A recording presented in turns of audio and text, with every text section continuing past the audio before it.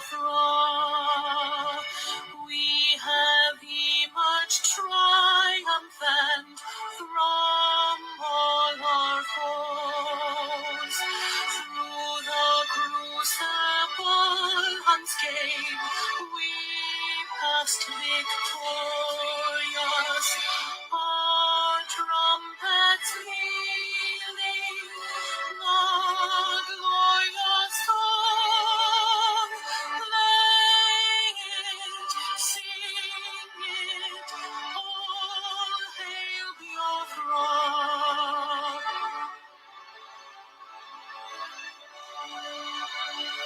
All hail Biafra, we shall always remember all that perished in the struggle for our freedom. All hail our heroes, our precious people, who day and night save them always. All hail Biafra.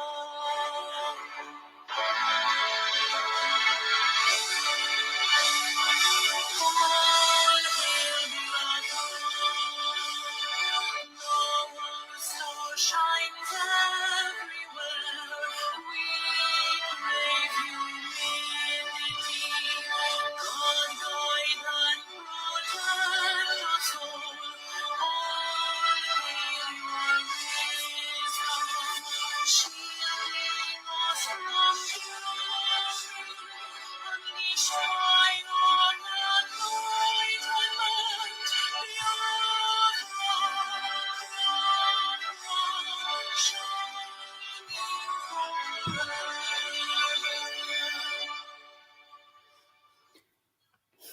My great people of Biafra, good morning, good afternoon, good evening, depending on your location or anytime, anywhere you are tuning in from. Please, as you are coming in, I want you to share this broadcast. This is an interaction section. I always give opportunity for people to call in to air their mind. If it is your first time of seeing my platform, please, what you will do is just to subscribe. Like you all may know, before I introduce the topic, I like to listen to the wonderful prayer of our leader, Mazi Nnamdi Kanu. Somebody was asking me, is this a new broadcast? That was the prayer of, very wonderful prayer of our leader. Please stay tuned, share, and also call to contribute when I open up the line as we listen to this prayer. Let's proceed to offer every prayer to Chukwu Okike Abiyama, who said it in heaven. Therefore, as we always commence, not from today, but from of old. Our Father who art in heaven,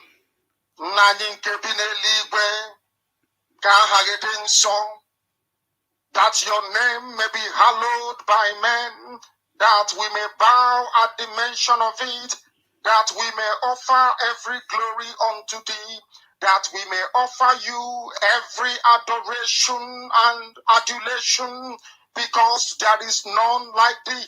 You fight our battles for us. Every blessed day you demonstrate through your kindness and your everlasting mercy that you are our Lord, our God, and our Creator. This evening we offer these your children unto thee. All over this very planet that you created, they are listening across the entire 24 time zones on this very planet where they inhabit. They are listening to your gospel this very evening, this gospel of redemption, a gospel of hope, a gospel of restoration, a gospel of renewal, this very gospel of freedom, this very gospel of emancipation as only you ordained. That this gospel must be preached, that mankind may be set free from the eternal damnation of the creation of the British. My goodness me, I want to remain in the spirit, because we must worship heaven. We answer your name, O Lord of hosts. Everything about us is designed to offer glory unto thee. We have atoned for our sins last year. This very year we have not only atoned for our sins, we have sealed, we have shed blood, they have shed our blood. We have let our sacrifice be made unto thee. Even on the 30th of August, as we are being felled by the bullets of the enemy, by the workers of iniquity and of darkness, we remain very strong today to beckon upon thee, to ask you for your mercy and for your grace, to ensure that your kingdom is restored upon the face of the earth, that you can bring your healing hand to bear upon the life of those of them that you created for one singular purpose, and that purpose alone, which is to worship you in truth and in every honesty. Is there any way that we have erred? Is there any way that our ancestors may have sinned? We confess before a congregation of the whole of humanity to ask you, oh Lord of hosts, to have mercy on us. You must have mercy upon us. We have suffered enough. We have been subjugated enough. We have been tortured enough. We have been imprisoned enough. We did not do these people anything. Our only crime is to answer your name. Our only crime is to be born your children. Our only crime is to excel at everything that we place our hands into. Our only crime is to exhibit your glory and your blessing, which manifestedly is upon our lives every blessed day. That is why they want to kill us. That is why the British want to join those of them who don't know you to destroy your creation and your inheritance. You will not allow shame to befall your name. You will not allow the enemies to triumph over the lives of your children, because you created us to exist, to worship, to honor, and to praise you. That is exactly what we are going to do when this Biafra comes. It will come in truth and in every honesty, because we remain every blessed day. Believe we're whiter than white and whiter than snow. Is there any way that we have sinned that you cannot forgive us our trespasses, to enable us to fulfill your own word, which was spoken thousands of years ago, that instead of what you promised not to come to pass, that heaven and earth will cease to exist. You opened your mouth to bless mankind to the coming of Yahweh Yeshua, who came here and said, let your kingdom come on earth as it is in heaven. Those words can never be in vain, because they are anchored upon your holiness and your magnificence. That is why in the end we know that Biafra will come, that these children that we have given birth to all over the world, and their children, and their children, and their children, as long as they give birth to them and they are Biafrans, they will worship you in truth and honesty. Through this very work we are doing, mankind will come to understand you. Let your miracle be wrought in our lives. Let us witness and behold your magnificence, your holiness, your mystery, and your grace under our command. O Lord of hosts, we call upon you. We call upon you to heal. We call upon you to provide succor to those of them who are inconsolable. We ask you to come and strengthen those who are weak. We ask you to restore hope where there is hopelessness. We ask you for inclusion where there is destitution. We ask you for one brotherhood, one camaraderie, one bone, one blood, and one flesh of your children. The Efiks and the BBOs, the Ison, the Shekiri, the Isobos, and also those of them from Isodo. We are traveling all the way to the lands of Igala. We are moving on from there to Idoma, to Igede, to the territories of the Igbo land. All these places we dedicate unto thee. All these lands of yours, we ask you to cover it with your mercy, because Biafra will come, and when it does,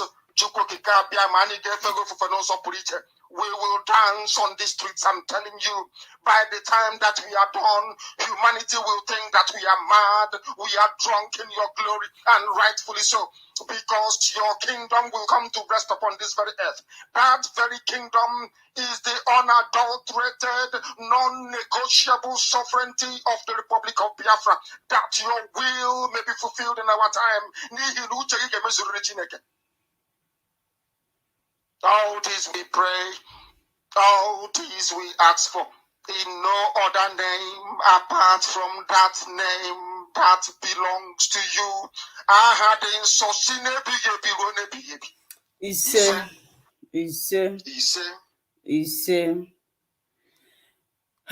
My great people of Biafra, anytime I listen to this wonderful prayer from our leader Mazen Nande Kano, each time I listen, I look at his face, I feel too emotional.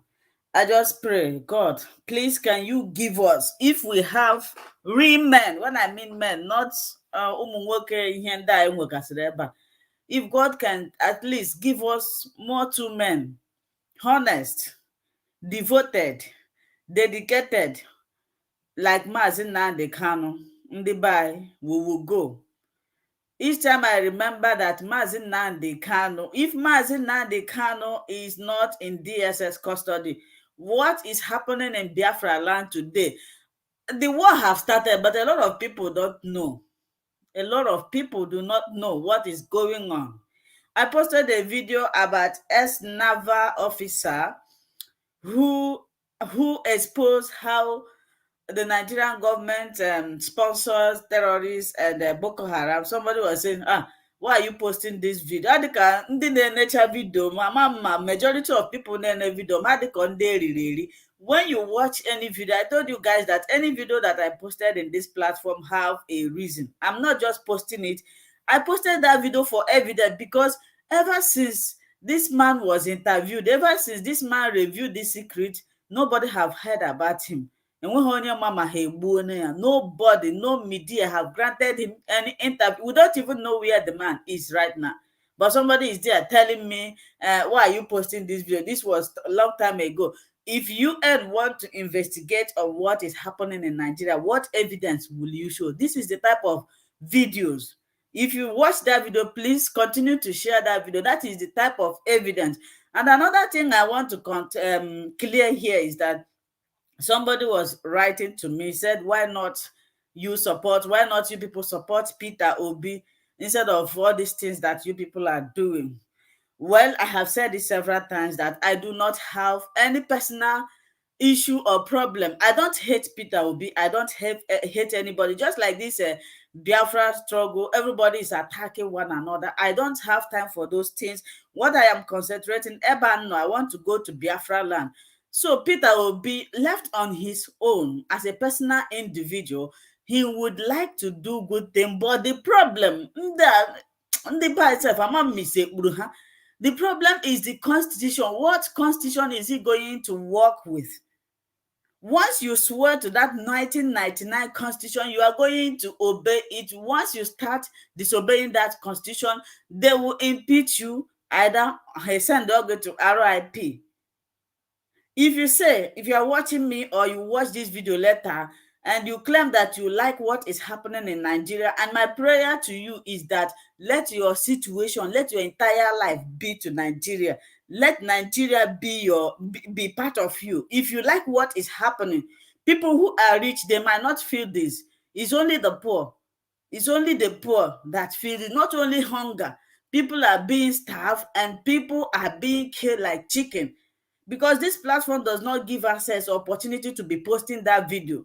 When you write a title war, somebody will say, which war? Don't worry, don't let me pray bad prayer on you.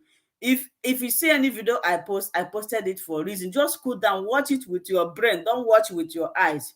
So I welcome you all to this wonderful program. Before I will bring my guys, this is an interaction section. I'm going to open up the line. The WhatsApp line is there if you have anything to contribute, especially people from Biafran land. That is why I posted that WhatsApp number. I wouldn't like you to show your face here, because if you watch, Simon Epa doesn't allow people to call on video call, especially people from Biafra land, Ikucha, Inakburu, Ebiasho, Mkporoge. So people from Biafra land, if you are watching me, the WhatsApp number is there. You can call to tell us the happening, to tell the people, because Isikapuru, a lot of people. So what we are going to be discussing today, I'm going to be inviting our guests as I introduce the topic. Number one is how the Nigerian government is projecting hatred among our people, and our people are buying into this. If you disagree with me, I will tell you. If you have been watching Nigerian movie, for example, if you look at it, if Hausa people act their movie, either they are promoting their culture, or they are educating their people, or they are informing their people. Yoruba movies, I watch Yoruba movies despite the fact I don't understand most of them, but I watch it. They are promoting their culture. But when it comes to Igbo movies or Biafra movies, what you will be seeing there is either one, they will make an Igbo man to look as if they cannot be rich until they make rituals, until they steal, until they kill their brother, until they do kidnapping, and our people are busy implementing this. And another one is by giving some of the people you see ranting on social media, attacking many people that are seriously fighting for this restoration of Biafra. Ha eji ha anya ọma eme, and are not doing it with their clear eyes. Ịma asị enye nwata ife karịrị ya, ọ sị o nyere ya nye onye. When you are being paid, when you are being given something to implement your work, you must do it. So Nigerian government, they are fully prepared. They are very well fully prepared for us Biafra. But the problem we have is, we Biafrans, are we ready? Are we ready? Are we ready to? We are shouting we are going home by 2023. People who are working very hard to see that this Biafran comes and Mazi Nnamdi Kanu is released. Other people are busy attacking it. Whenever they put something that will help in facilitating this, they will go and bring it down. Do you think that they are doing it with their clear eye? No, they are not doing it with their clear eye. Hey, Rijuga, for anytime you see an elderly person or somebody whom you trust, or somebody whom you think that's supposed to be talking sense, ọ nọrọ ebe ahụ na-ekwu na-akọ ọkọ isi ma ọ na-asọ nsọ, ịma that onye ahụ erijugo afọ. This is the problem of Biafrans, and the problem we are facing now. The Nigerian government, they are creating enmity. They are creating enmity. All these things you are seeing, quarreling, fighting, this one fighting, is just a distraction. It's just a distraction. I was shocked after last week, Simon Ekpa declared sit at home. Some people came out to publicize a video. They were just like mocking Simon Ekpa, that look at somebody who declares sit at home, and people still came out. And another video, I was looking for that video. Somebody posted another video explaining how those people you saw on the street, actually people sat at home, but those people you see are imported people. Some of them are from Aba, Abia, many places. They imported them, but the real indigenous of Imo State, they sat at home. So, and through which means are they doing this? Is through our people.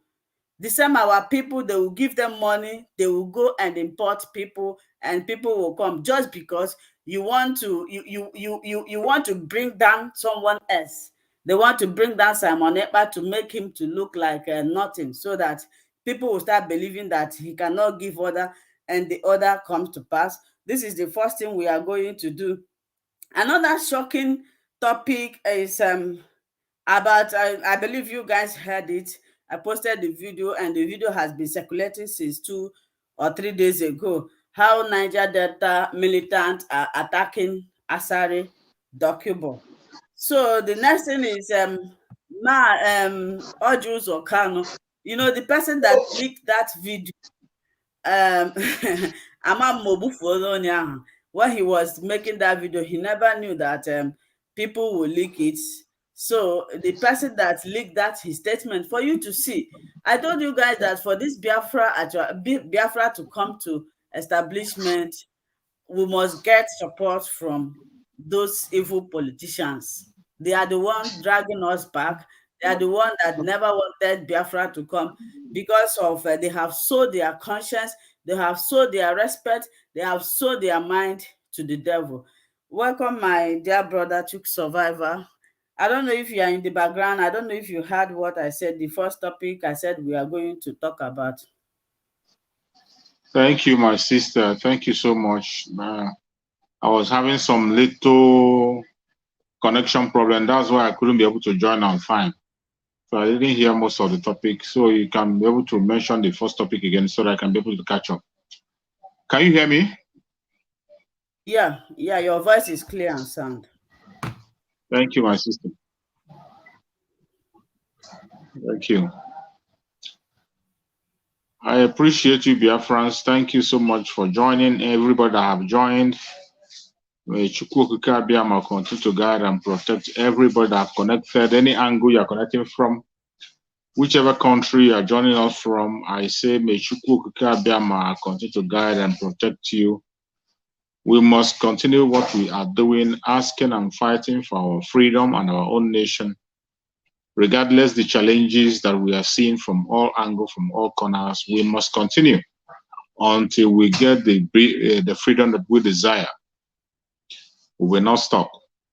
A lot of things are happening from all angles, from all corners. But we Biafrans, we must have to stand firm and stand strong.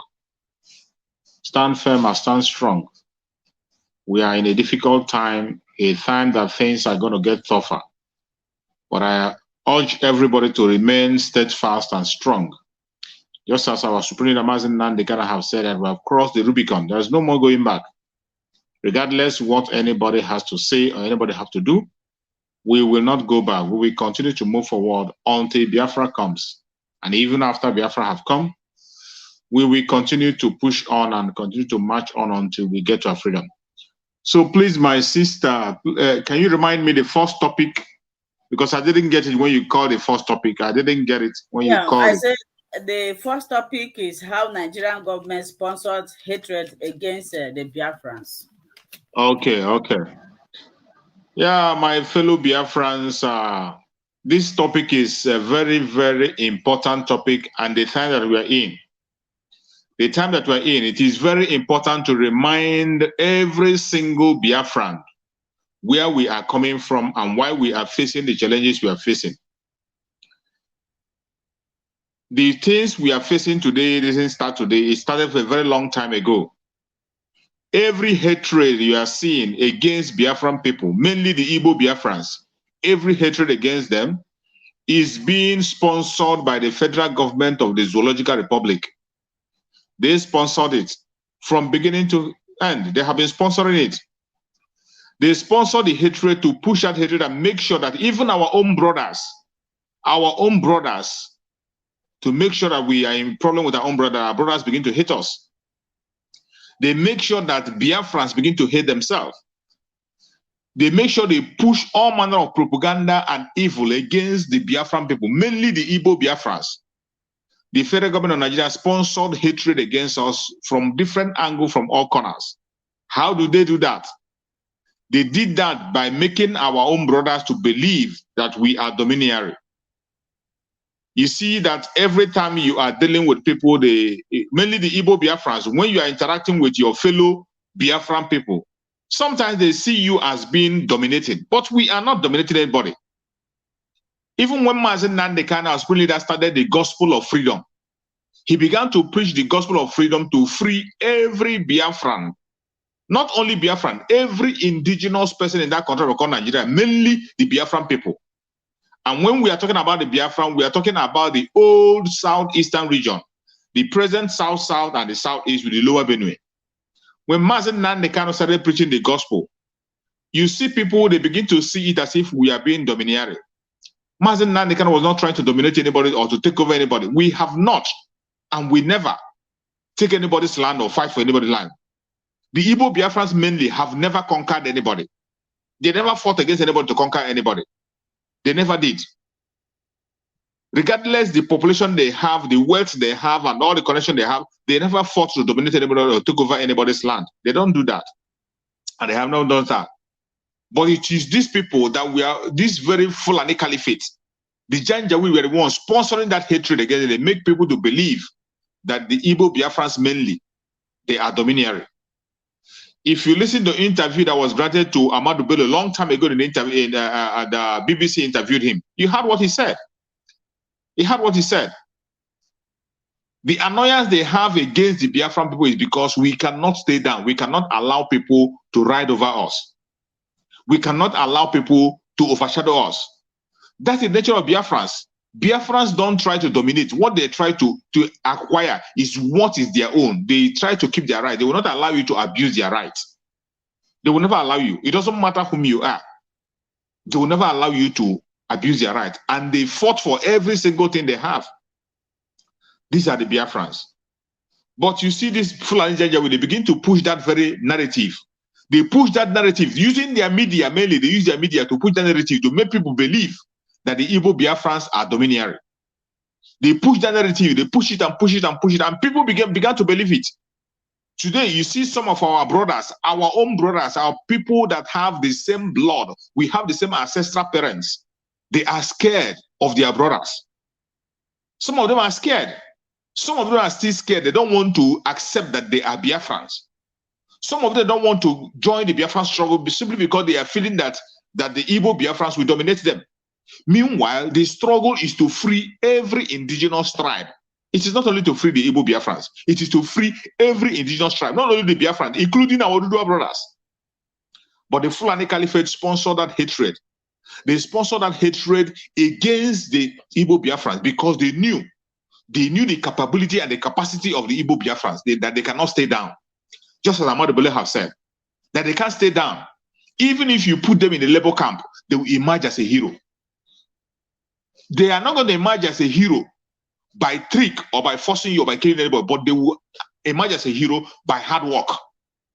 They decided to translate our hard work, the hard work of the Igbo Biafrans mainly, the Biafran people in general, they transfer their hard work as being domineering.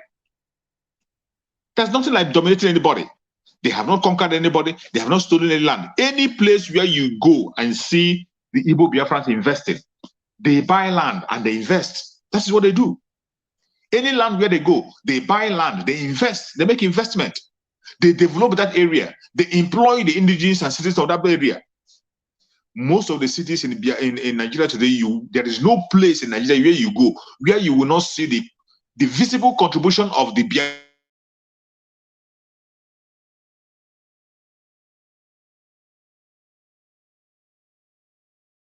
I think your internet is bad, Mr. Chuk Survivor. So you can refresh back and call back. And what Mr. Chuk Survivor is saying is nothing but the truth.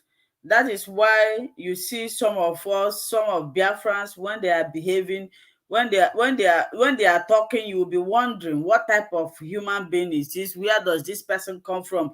Is this person actually Biafran? You can continue. Hello, can you hear me? Hello. Yeah, it seems your network went off. Yeah, that's the challenges we get all the time. They will strike you when they see that you are making sense on whatever you are talking. They will always try to strike. And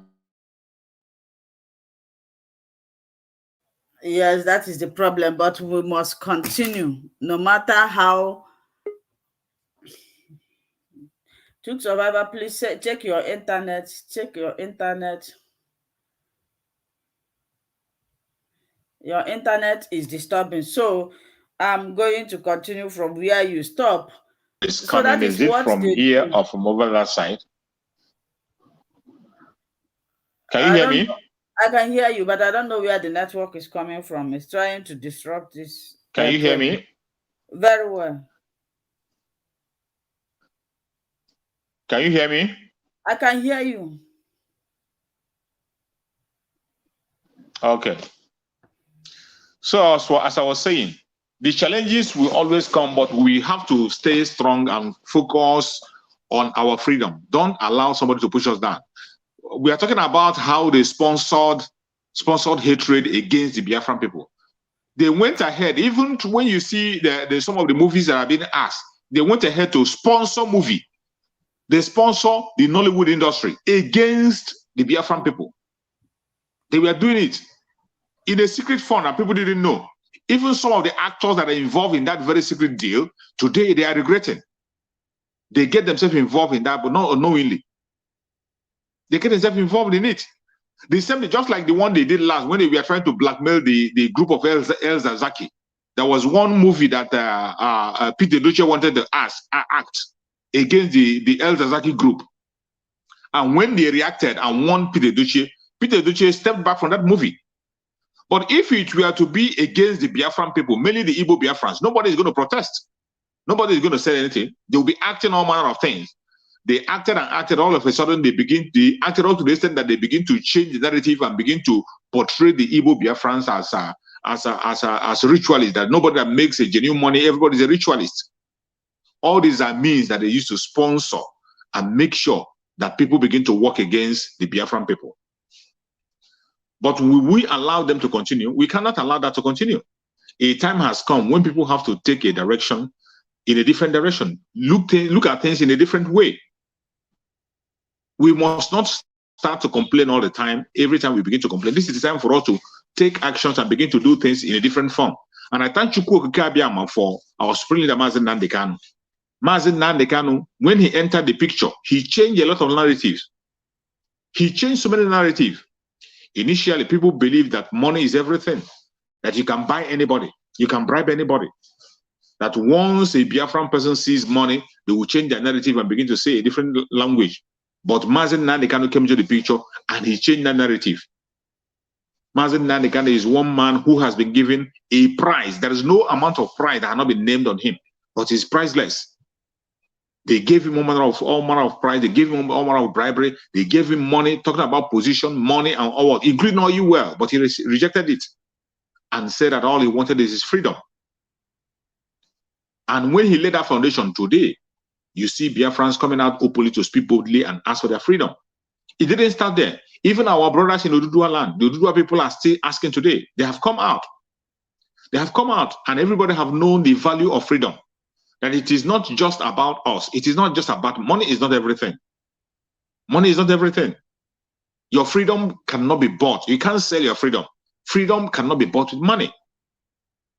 No amount of money can equal your freedom. No amount of money can equal your freedom. And thank God for Chukwu Okike Abiama, who has given us Mazi Nnamdi Kanu to make us understand the importance of freedom. And today, you see people in the Zoological Republic asking for their freedom. Our Oduduwa brothers are asking for their freedom. The people in the Middle Belt are asking for their freedom. The Biafran people are asking for their freedom. And nobody is going back. So it's high time we focus and stop listening to the blackmail and the old narrative. For our brothers in the riverine area, the Biafrans in the riverine area, who are scared, are afraid unnecessarily, for no just cause. They're just being afraid for no reason. You're being afraid of your own brother. Your own brother. People that you know very well that we are from the same ancestral parents. From the same ancestral parents. The whole Southerners, they have a connection. We are much more connected than anybody in the North. When you check about our culture, in Biafra land, starting from the Biafra land, the whole Biafran people, their culture is the same culture. The same food is what they eat. Almost the same religion is what they practice. The similarity is there. We have one ancestral parents. There's no difference in it. But all of a sudden, somebody will come from Futajalon and begin to tell you a different story and tell you that your brother is no longer your brother, that your brother wants to dominate you. Your brother is asking you to get your freedom and he gets his own freedom. They began to change the narrative. But thank Chukwu Okike Abiama that majority of the people today have woken up. Mr. Survivor, before you continue, remind our people that this is an interaction section. Please call in. Our brother Ben Maxwell is not here. Is he sleeping? Okay, if you're here, it will be late. Come in. Our brother Erasmus and many others. This is an interaction section. Please call in. It's not only myself and Mr. Chuk Survivor that will be talking up to 2 hours. If people are now calling in, I'm going to cut it short. So my brother remind them that this is an interaction. I had a meeting here we interaction. Bring your own opinion. Some people will come and tell you, what are you doing to bring Biafra agilization? This is my work. Oh.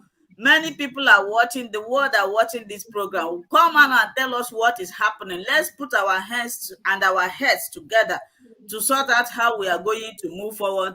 2023 is fast approaching. If P2B wins, forget about Biafra. We are going to be enslaved for 8 years again. And now you see them traveling to, I saw Obasanjo, P2B, and Wike, I don't know, all of them travel to UK. I don't know what they went there to. They are prepared. Una noreba, onye putagbanye here, ya, okorogbada. This is an interaction section. If you are an intellectual, if you have any idea, call in now and contribute. People are watching. People are watching this program. So please, I want to receive calls. WhatsApp number is there and video call is there. If you want to show your face, no problem. If you don't want, you can mute it and we will hear your voice. Sorry for interrupting you, please. My brother, continue. Thank you, my sister. You have spoken well. You have spoken well. The information is for those who are joining us for the first time. If you are joining for the first time, you should know that there's an interaction section. Everybody has the right to come out, even if you have a contrary opinion. If you have a contrary opinion, you are free to come on online. You come on and give your opinion. You must not agree with everything we are saying here. You must not agree. Everybody have right to his or her own opinion. If there's a place you disagree or you agree, you can come online. You can call, make a call, or you come online and give your own opinion and make a contribution. So as I was saying, and just like my sister has said, a lot of things are going on. It is so sad that the people who claim to be looking for freedom are the people who don't even know they are left and right. They are the people who are not even serious. People who claim to be fighting for freedom, the Biafrans and whatever, they are not even, some of us are sleeping. Some of us are sleeping. Just like my sister said, today, the Janjaweed themselves, they know that the Nigeria is coming to an end and they are fighting in all corners. They are doing everything possible to make sure that they continue to hold that very milk that is feeding them. They want to make sure that their feeding bottle is still there. But we want to take away that feeding bottle. They have taken a lot. They have sucked enough. We don't want them to suck it anymore. And when we are talking about 2023, being the time Biafra is going to be declared, people think it's a joke. It is going to happen. Whether you believe it or you don't believe it, it's going to happen. You saw what just like my sister said, you saw what they are doing in UK. These are some of the things that will let you know that Nigeria cannot work. It's not a workable country, cannot work. A country where people who are planning to be the president of the country, they cannot sit in their own country and have a meeting. They can't meet in their own country. They can't hold a meeting in their country. They will always go to United Kingdom to hold a meeting. They will always travel out to United Kingdom. Do you know how much it costs all those? Do you know how much they spent in a country where you still have students that are not going to school? Students are not going to do. ASU is still on strike. ASU is still on strike. The country that is borrowing money to pay their workers, they don't even have money to borrow anymore. But yet, you see the presidential candidate, including your Peter Obi, including your so-called Peter Obi, you call a stingy man, they are all flying to UK for a meeting. So you are telling me there is no place in Nigeria where they can hold that meeting. There is no hotel in Nigeria where they can hold. In that meeting they went to hold in UK, do you know how much United Kingdom is making on them? United Kingdom is making millions of dollars in their body. With all the private jet they flew to United Kingdom. You know the amount they're going to spend and all these people they sponsor the UK. These are some of the things you see. When you see all this is happening, you see how desperate they are. And you know that they have nothing to offer. When we are telling you that P2B is not a solution, simply because P2B is an Igbo man, you want to vote for him. Simply because P2B is an Igbo man, you want to sell your freedom. You want to sell your freedom. You want to stop talking about your freedom because you saw somebody, a fake man who claimed to come and build your country, but he cannot hold a meeting in your country. Look at them. Simply, the simple discussion they will discuss in Nigeria, they can't. They have to fly to UK. That is how desperate United Kingdom is to make sure they continue to keep you in slavery. They are trying by all means to make sure that they keep you in slavery. instead of you to free yourself. You don't want to free yourself. You don't want to. Some of us are still dancing to their own music. They are dancing to their tune. You are playing to the gallery. You are dancing to their tune. When they are playing their games, you are there looking at them and thinking that they are with you. They are not with you, and they will never, ever be with you.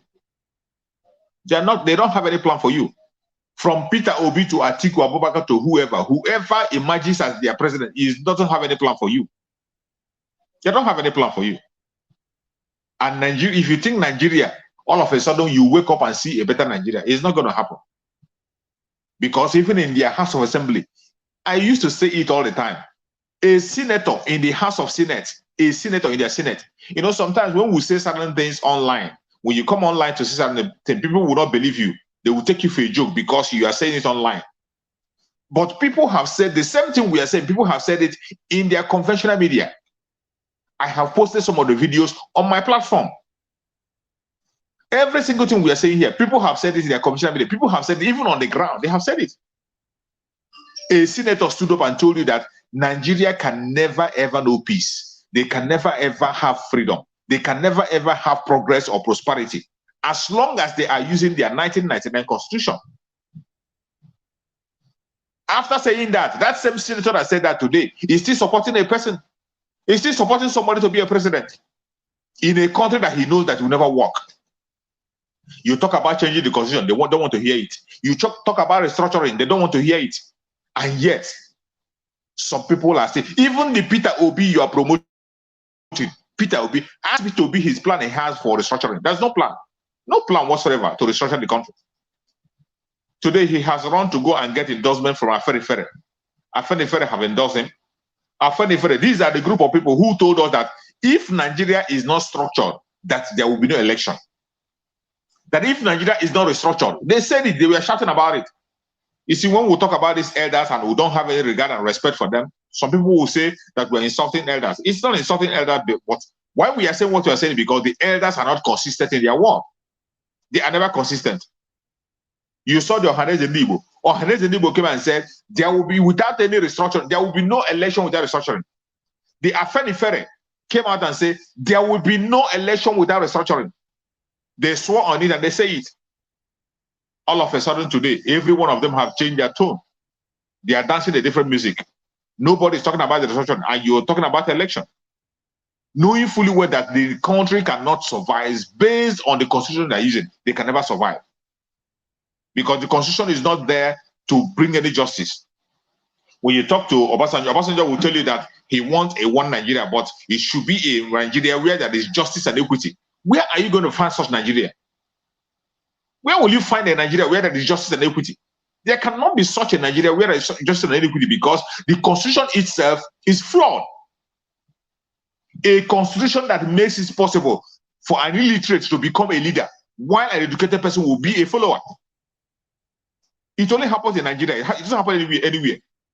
An illiterate will be a leader, while an educated person will be a follower. A constitution that makes it possible that your president will not have a certificate. He will not have, you have a president that doesn't have does not pass his common entrance. He doesn't even have a common entrance result. He doesn't have. Let alone the WAEC. He doesn't have a WAEC result. But yet they made him a president. And he began to get a vice president that is a vice president that is a professor. A professor serving somebody who doesn't have a WAEC result. And you think it's okay.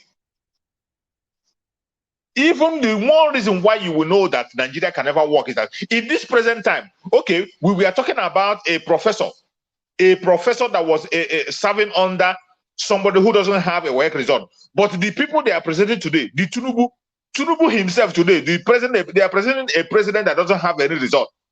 Tinubu himself didn't go to school. Every single result that Tinubu is presenting today, none of them can be confirmed.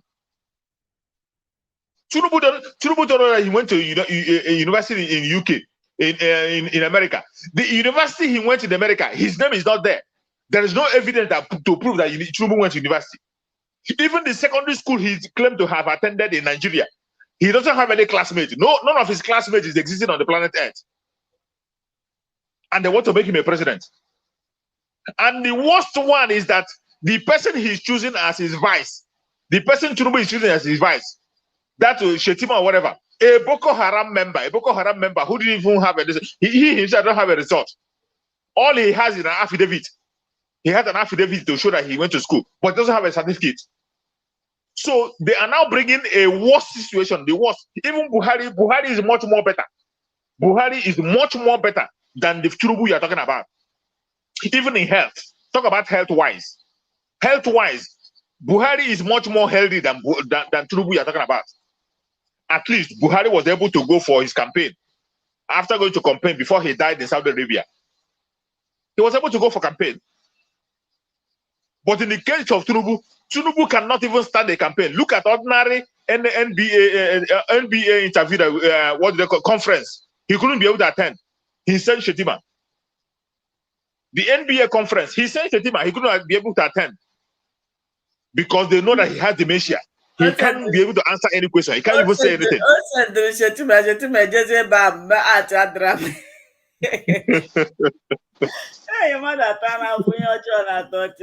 That is it. That is why everybody should be running to get out of that very zoological republic, because if these people succeed in putting under president, the president they're going to put is going to be worse than the one you see before. Because that is having the situation. There has never been any time you see Nigeria getting a president that is better than the previous one. The past one are always better than the present one. Every president you see in the past, they are better than the present one, including Abacha. Abacha is president is better, much more better. His government is better than every president and every government that have come after him. You see Babangida? Every government that come after Babangida, his government is much more better than them. Much more better. If you can't agree with me, go and check the price of goods when they were there. Check the price of goods and how people were surviving. What was the cost of dollar when Babangida was there? When Abacha was there? And what was the cost when Goodluck was there? Even what they call Obasanjo, what was the cost when he was there? Then begin to calculate and check it upwards, and you see that the Nigeria is depreciating every day. When you get a new president, it will become worse than the previous one. It doesn't matter who you put there. It doesn't matter who you put. That is why we are saying that we have to end it once and for all. Let every region go their separate ways. Every region should go their separate ways and begin to build the same country, because the foundation is faulty. When the foundation is faulty, what will the righteous do? You cannot build something on nothing. You can't. It doesn't matter how beautiful the building you want to set up is. The foundation is not strong. It must surely fall down. It must surely fall. But when you have a strong foundation, everything becomes easy.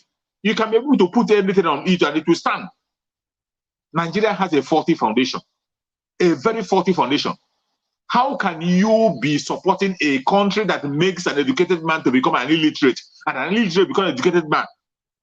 Can you compare the North and the South in education? You can't compare the North and the South. You had our father Paaya Dabanjo in the Yoruba man speaking and telling us that the major problem we have, one of the major problems we have is the system they brought. This their what do they call it? This their what do they call it? The quota system. Is it the quota? I think the quota system. When they bring forward that you have to wait for people who are dull, people who doesn't want to improve themselves, you have to wait for them to come and catch up with you. You have to suspend your own growth. Suspend your own growth until people who are behind will catch up with you. Even when you know that the people whom you are waiting for are not ready to progress. That was where Dr. Nnamdi Azikiwe made the first mistake.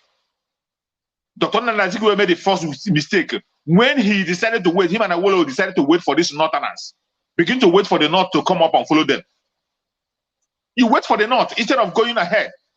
When the South were going for independence, the Oduduwa people were going for independence and the Biafrans were going for independence, the South were ready to go.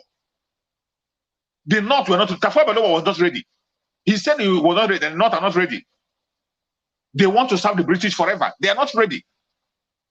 Dr. Nanazikiwe persuaded the Awolowo, and two of them, they began to wait for the North. They persuaded the North to come and follow them, that they will support them. And that was where they began to bring all manner of things, bring all manner of system. The system that handed over the country to the North. Today, the South have become a slave in the hand of those who are supposed to be slaves. An uneducated man will begin to control an office. Meanwhile, you that is educated, that is working in the office, will become a second class. Where does it work? Somebody in the southern part of Nigeria, we have 400. With 400 pass mark, you cannot be able to get admission in university. But somebody in the north, with 50, we get 50 cutoff mark, we get admission. With 50 cutoff mark in the north, you will get admission in the federal university, and you will graduate. But somebody with 200, 300 in the south cannot get admission. They will tell you that there's no space. After passing your JAMB, passing your WAEC, still you will not get admission. But somebody in the north who didn't pass JAMB, he didn't pass anything, they will make sure they give him admission in university. Before you know, he will come out and become a professor. And when he comes to employment, he will become the leader in the office while you become the assistant. Go and see everywhere you see managing director, they are from the north. All the managing directors are from the north. But when you go to the assistants are from the south, either from the south or from the southeast or from the southwest. That is where they are coming from. The assistants are coming from. The people doing the job will be from the south. Meanwhile, the north will be taking the credit.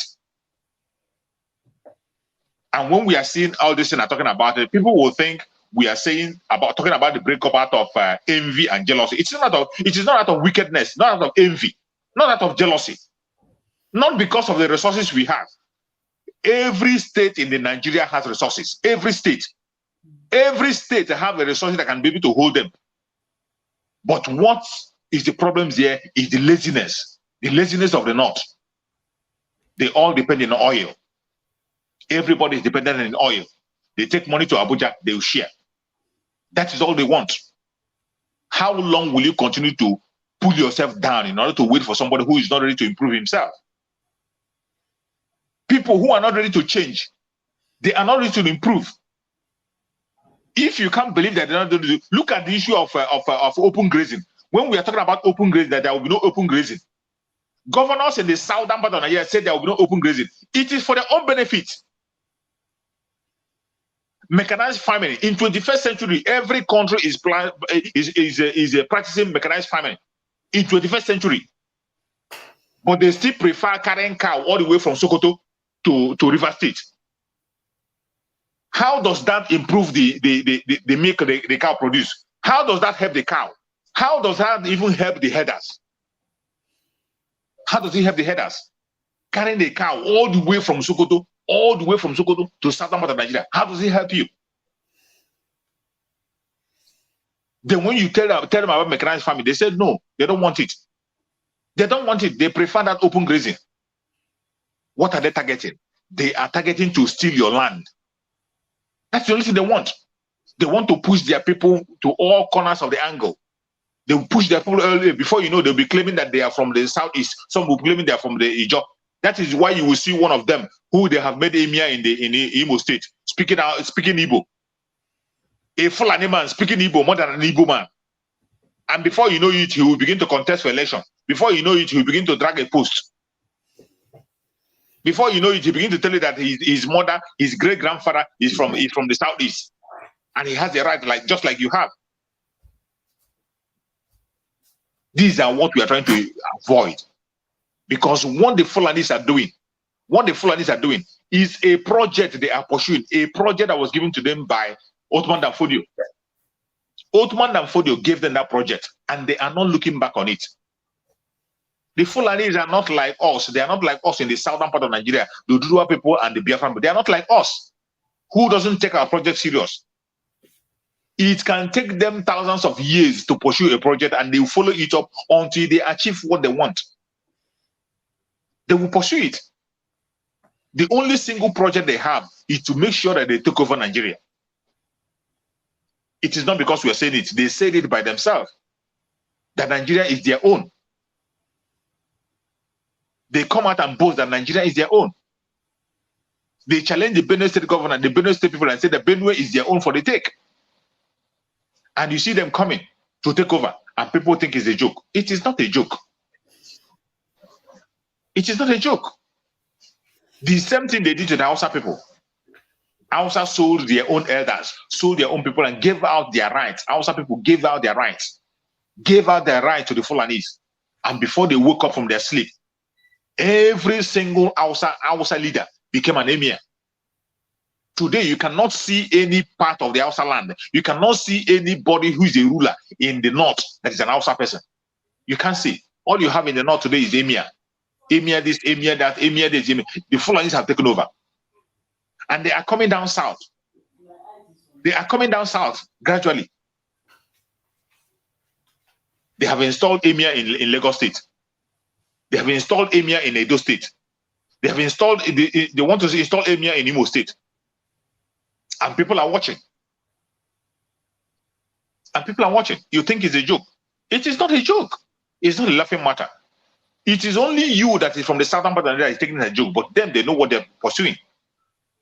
That agenda, that instruction that their father gave to them, that instruction that the old man that father gave to them to make sure they dip their Quran into the Atlantic Ocean, that is what they are pursuing. That is what they are pursuing. And they are not hiding it. They are not hiding it.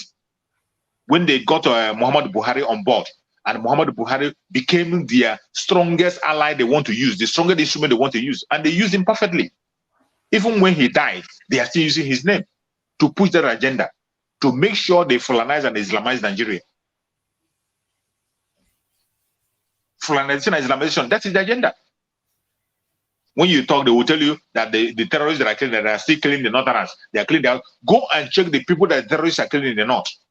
The people that the terrorists are killing in the North is either they are Christians or they are the Hausas.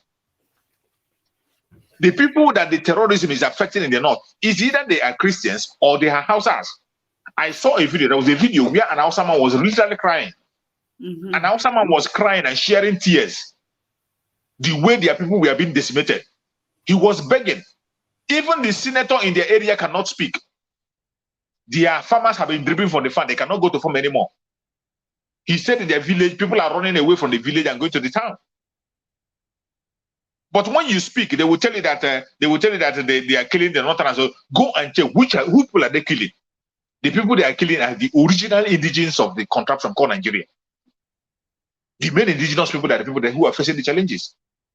No other person else. They are killing the citizens. It doesn't affect the Fulanis in any way. It's either they are killing the Christians or they are killing the citizens. Look at Kaduna State. In Kaduna State, they have taken over so many lands. So many places have been wiped away. The whole citizens have been wiped. They wipe people away and they rename the land. And their governor is there. A governor, a Fulani man who is the governor of Erufai, the midget, he's still there. He's doing nothing about it. Instead, he's coming to confirm to us. He came out to confirm to us that some area in Kaduna today is being manned by the terrorists. Terrorists are in charge in Kaduna State, in some areas. He came out, a governor came out to confess by himself. Governor of Kaduna State come and confess online on national TV. Then the terrorists are even they are the one that administering law and order in some areas in his own state. They are collecting tax. They are settling dispute. Terrorist organization in a state, in a country that is supposed to have a law. And he doesn't care. You have been heard about IDP camp. Have you ever heard that the people in the IDP camp returned back to their home? For how many years? They have not returned back home. We have never ever had them say that people in IDP camp have returned back home. But what you will hear is that Boko Haram have repented. Boko Haram have repented and they put them into military. They give them uniform and send them to the southeast to keep people. But you will never hear that the people that they have driven away from their houses, people in IDP camp have returned back to their home. You will never hear such news. It is so sad that our people in the southern part of Nigeria, the people in the Biafra land and in the Urudua land, they are still sleeping. they feel as if it doesn't concern them. When you are talking, some people will come and feel as if it doesn't concern them. Some people will say they are not concerned. Some people are still talking about election today because they feel that maybe when their uncle or their auntie or their brother enters there, it will favor them, creating an opportunity for them to steal. Every politician in Nigeria, all their plan is to steal and nothing else. Criminals, so every one of them. It doesn't matter their tribe. It doesn't matter their religion. Every politician that is fighting for any position in that zoological republic called Nigeria, they are all criminals. And if you're not a criminal, you cannot succeed in Nigeria. Of course. If you are not a criminal, you cannot succeed. You cannot even win any post. The only criteria you must have, the only qualification that you must have for you to succeed in Nigeria is you must be a criminal. You must be a fraudster for you to succeed in Nigeria politics. If you're not a fraudster, you can't succeed. If you're genuine, it doesn't matter your tribe or your religion or any place you're coming from. Once you are genuine, you cannot succeed in anything called politics in Nigeria. You will never. But if you're a fraudster, just watch out. Before you know, you become a president. That is why even a military man will come and tell you that a Boko Haram member can become a president if he repents. A Boko Haram member will be a president if he repents. And they say it boldly in the open. They say it boldly. This is most of the reason why we say we don't want to be part of this madness anymore. The Biafrans don't want to be part of it. The Oduduwa people don't want to be part of it. And in 2023, we are going home. We must leave this zoological republic in 2023. Those who want to believe can believe. My brother, this your last statement brings me to. I want us to talk about this one shortly before we go to the main topic. But before I proceed, somebody in the comment section said, I don't know if it is a man or a woman. He said or she said, he wondered why we could not speak Igbo. Now let me tell you, I don't. They wonder why we did what? We are not speaking Igbo in this platform. And my question is like this. I am always very, very conscious and careful whenever I'm speaking Igbo, because when you speak Igbo, people look at it as if Biafrans are Igbo, Biafra is for only the Igbos. This thing have caused a lot of confusion, and Mazin and the Kano have addressed it. There's nothing like coastal Biafra, Ejo Biafra, this Biafra. When you are talking something like that, you are bringing discrimination. And again, the world are watching this video. You may think that they are not watching. They are watching. After this program, come and check in 3 or 4 hours. You will see 5,000, 6,000. They are watching. They are listening. If I start speaking Igbo, how would somebody who is watching, my friend, at least I know white people, they watch this program. So if I start speaking Igbo, how would they understand? How am I passing the message? Please, that is why I said whenever you want to comment or you want to write something reasonable. This is very, very important. So my brother, this brings me to your to topic according to your question. We have been always saying we are going home 2023. Now my question is not only you, at least 155 people are watching now.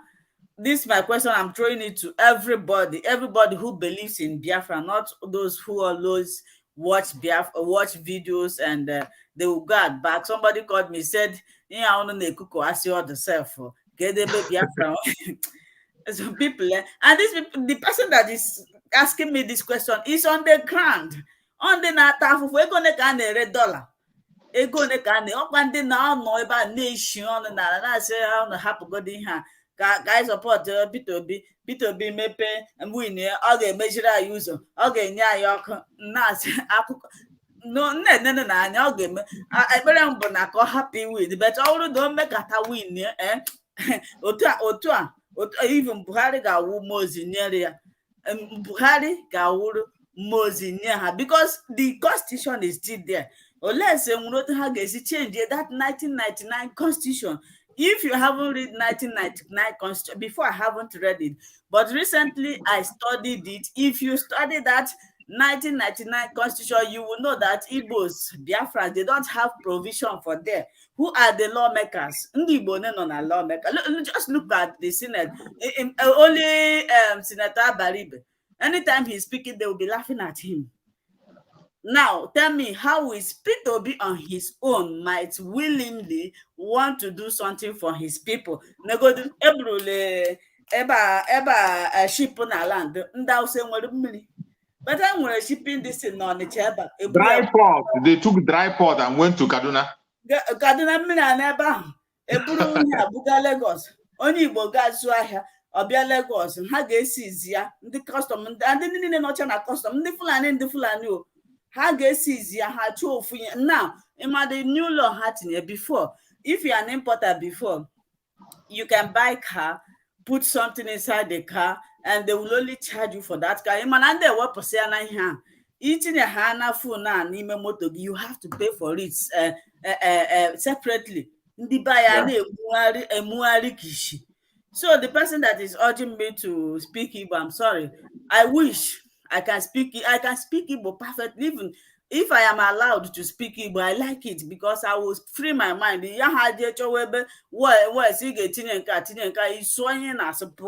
So English, we are speaking, we are just battling with it because it's not my language. I only studied it in the school.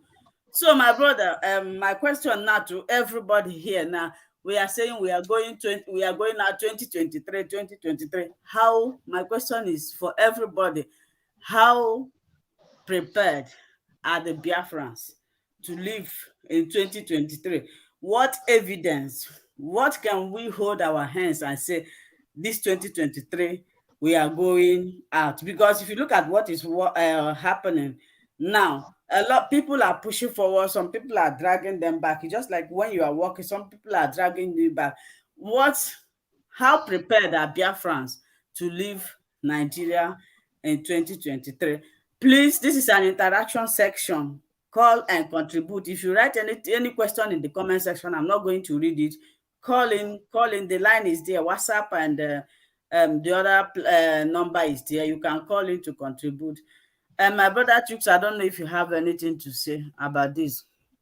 Thank you, my sister. Thank you. Before I respond to your question, I still have to join my own word to what you just said. I agree with you 100% on the person that was saying that why are we not speaking Igbo in this platform? The person that is saying that word, I believe he's new. He's new in this very platform. If he's not new, he should know that what we are having here is not an Igbo program. We are having a Biafran program. And Biafra is the old southeastern region. The old southeastern region. It comprises of so many tribes. When we're talking about Biafra, it is not only Igbos. It's not only Igbos. Igbos is just one tribe in Biafra. So when you are doing a Biafran program, we are not doing if we are doing an Igbo program, we can use Igbo all through. We are doing Biafran program. And most importantly, at this time that we are in, it is very important that you make your program in English to draw the attention of the world. We have spoken enough to our people. Mazen Nandekan have done a great work. We have spoken enough to our people. We are now sending the information out because people are watching, the world is watching. The genocide that is going on in Biafra land today, the reason why today they cannot be able to prescribe IPOB is because of what we are saying online. That is why the world cannot be able to prescribe IPOB as a terrorist organization, because of the defense we are putting forward. So if you are putting that defense using your own tribal language, either you are speaking in Igbo or you are speaking in Ijaw or you are speaking anything, people are not going to hear you. Because the program that they are using to attack the struggle is in English. They are conventional media. They use their English program to promote lies against the Biafra struggle. If you want to counter it, you must have to counter it in English. You don't have to counter it with your own tribe. Either you can't use, if you are using an Igbo program, that should be an Igbo program for Igbo people. But when you are doing a Biafran program, the best way to do it is in English. Because we have the Ijaw people, we have the Efik, we have the Calabar people, we have even some part of the Edos who are Biafrans. So you must not use your own tribal language. You don't use your local language. Use English to reach out to everybody so that people can be able to hear you and get your point. And mainly the international community will hear us because a lot of lies have been told against us. The British themselves have sponsored so many lies. Even the British citizens themselves, some of their citizens don't know what is going on. That is why it is important that we use English. Their government is sponsoring this evil. Some of their citizens are not in support. Some of their citizens are protesting with us because of what we are saying. They have begun to understand what their government, the evil that their government is perpetrating in Nigeria. That is why it is important that we must have to speak in English. So coming to our freedom in 2023 that my sister asked about, that what is our preparation and what are we doing to show that we are going home in 2023? My sister, thank you for that very question, because so many people will be asking some of those questions. That is why it is important that when we bring out certain questions here, it is the mindset of certain people and people that are asking. The coming of Biafra in 2023 is very, very clear and glaring to everybody's eye, for those of us who are paying attention to what is going on. You see, let me start it from saying that in the Biafran struggle, when you're asking for freedom of Biafra or freedom of a nation, you can never, ever get 100% compliance from the people. People can never comply 100%. If you get up to 60% compliance, you are good to go. You are good to go. Even when South Africa, we are fighting for their independence. When South Africa, we are fighting for apartheid. There are some South Africans who were not ready to leave. They don't want to go. They want to remain serving the British. Do you know why they want to? Some of them, some South Africans who were during the time of apartheid, they didn't want to go. They don't want the slavery to stop. Those people, the people they were calling the house nigger, because they are working in the house of the white man. When white man wear clothes, remain, they go give them. They are the ones, the white man eat food and remain, they will give them. They will share the food with their people. So their own people will see them as a boss. Their own fellow brothers will see them as a boss because they have a direct connection to the white man. Those group of people, they don't want to go. They want to remain a slave. It happened in South Africa.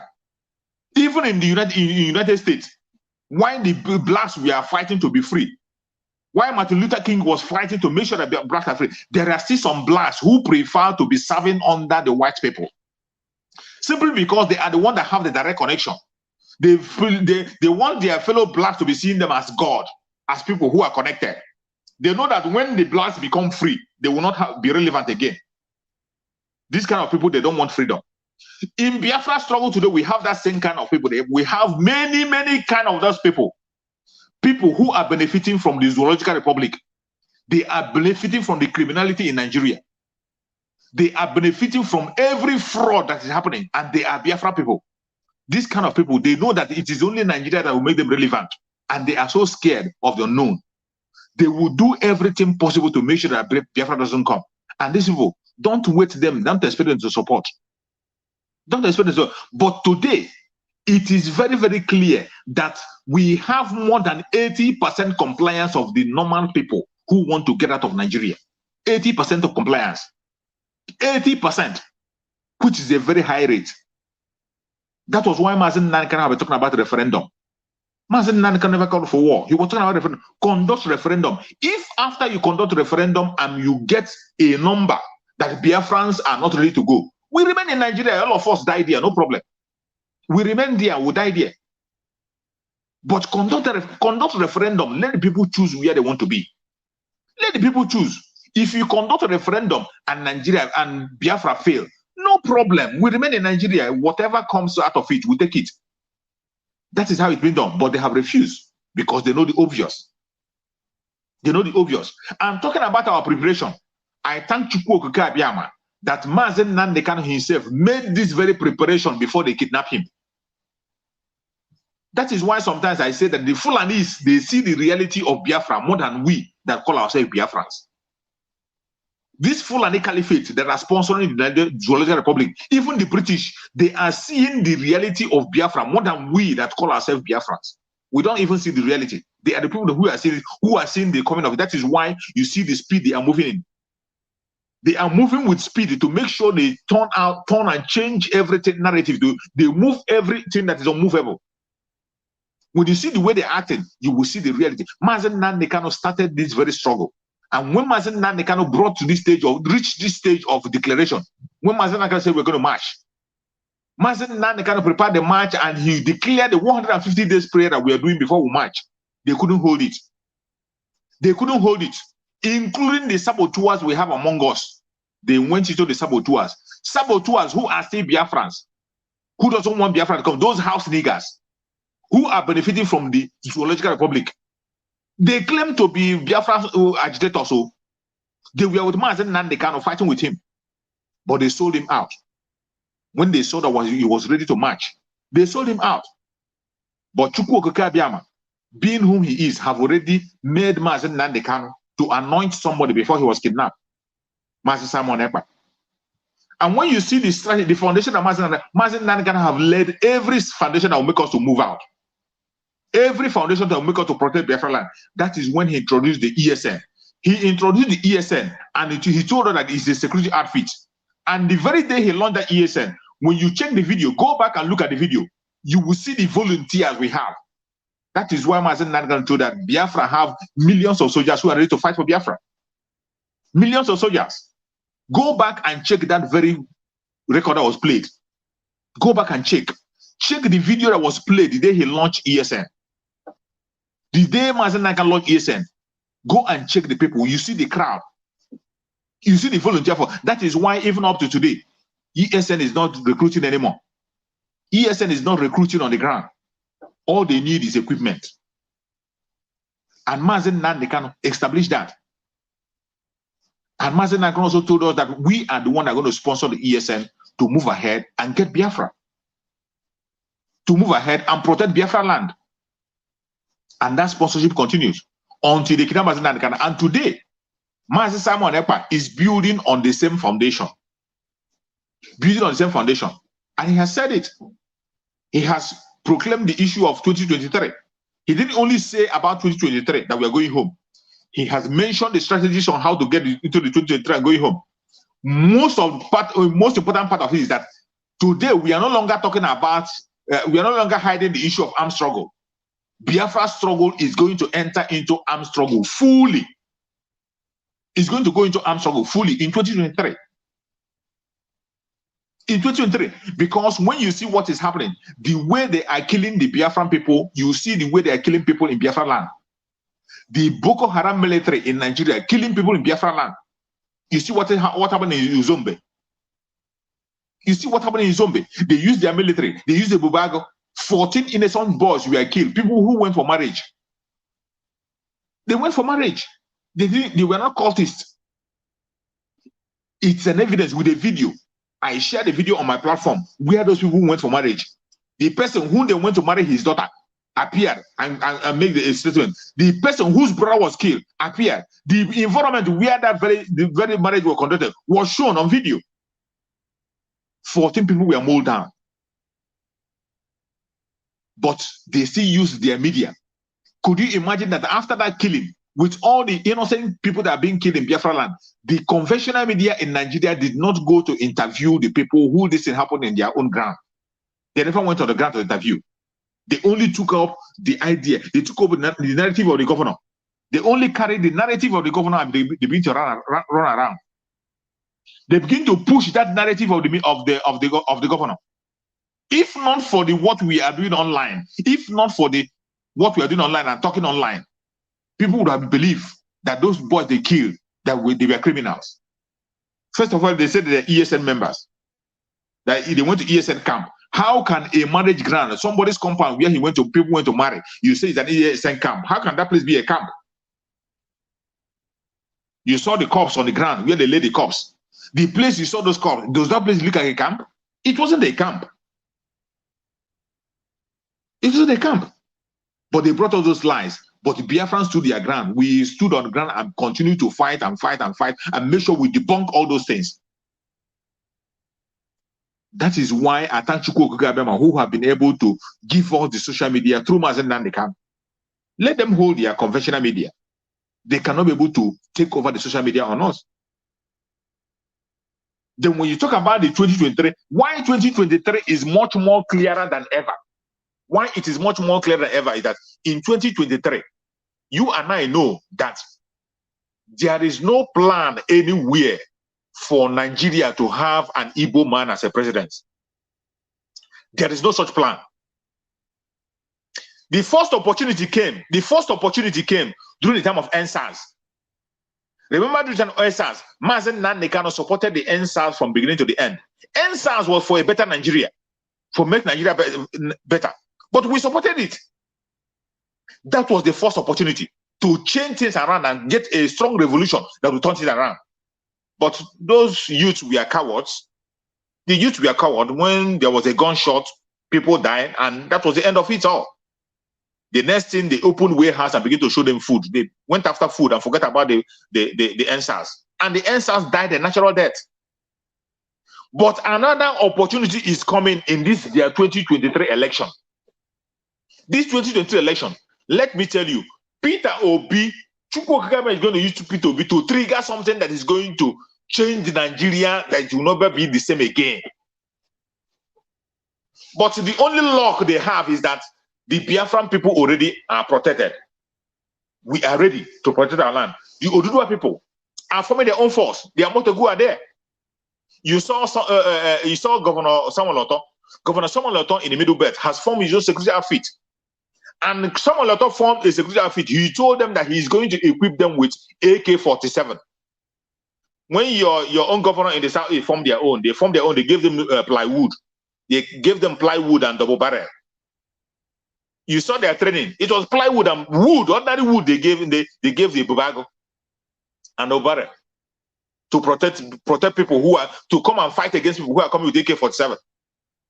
But you saw Samuel Loto. Samuel Loto organized his own security outfit, and he said it openly that he's going to equip them with AK-47 to protect the land against the Fulani invasion. And that was the mission. That was why Mazen Nandekano established ESN and equipped ESN with the same power, with the same fire force that the Fulanis have. That is the law we have today, that Fulani have not run around, have not been able to take over Biafra land. You see Amoteku? Amoteku is still facing some little challenges today because they were not able to lay their hand on AK-47. Amoteku are still using the barrel. They are still using the barrel and knife and whatever. But because they have the legal backing, that is why they are making some waves that you are seeing. But when you come to the real fight, they cannot go to a real fight. They cannot face the Fulanis for a war. They can't go for it. They still have some restrictions. But in 2023, all hell is going to break loose. Number one, have it in the back of your mind that Nigeria is not ready to have an Igbo man as a president. It can never happen. There is no such plan. And when you see some people talking about P2B, they say P2B have support. P2B have support. They go on media everywhere. P2B. Ask them, does P2B have more support than MKO Abiola? During the time of MKO Abiola, even though MKO Abiola have a Muslim ticket, MKO Abiola have support from all corners of Nigeria, the north and the south, the southeast, the southwest, the south side and the north. Every single person supported MKO Abiola from Yoruba land. MKO Abiola was supported by every single person. But ask them, did MKO Abiola become a president? Did MKO Abiola succeed being a president? He didn't become a president. The election was rigged before his own eye. It was rigged.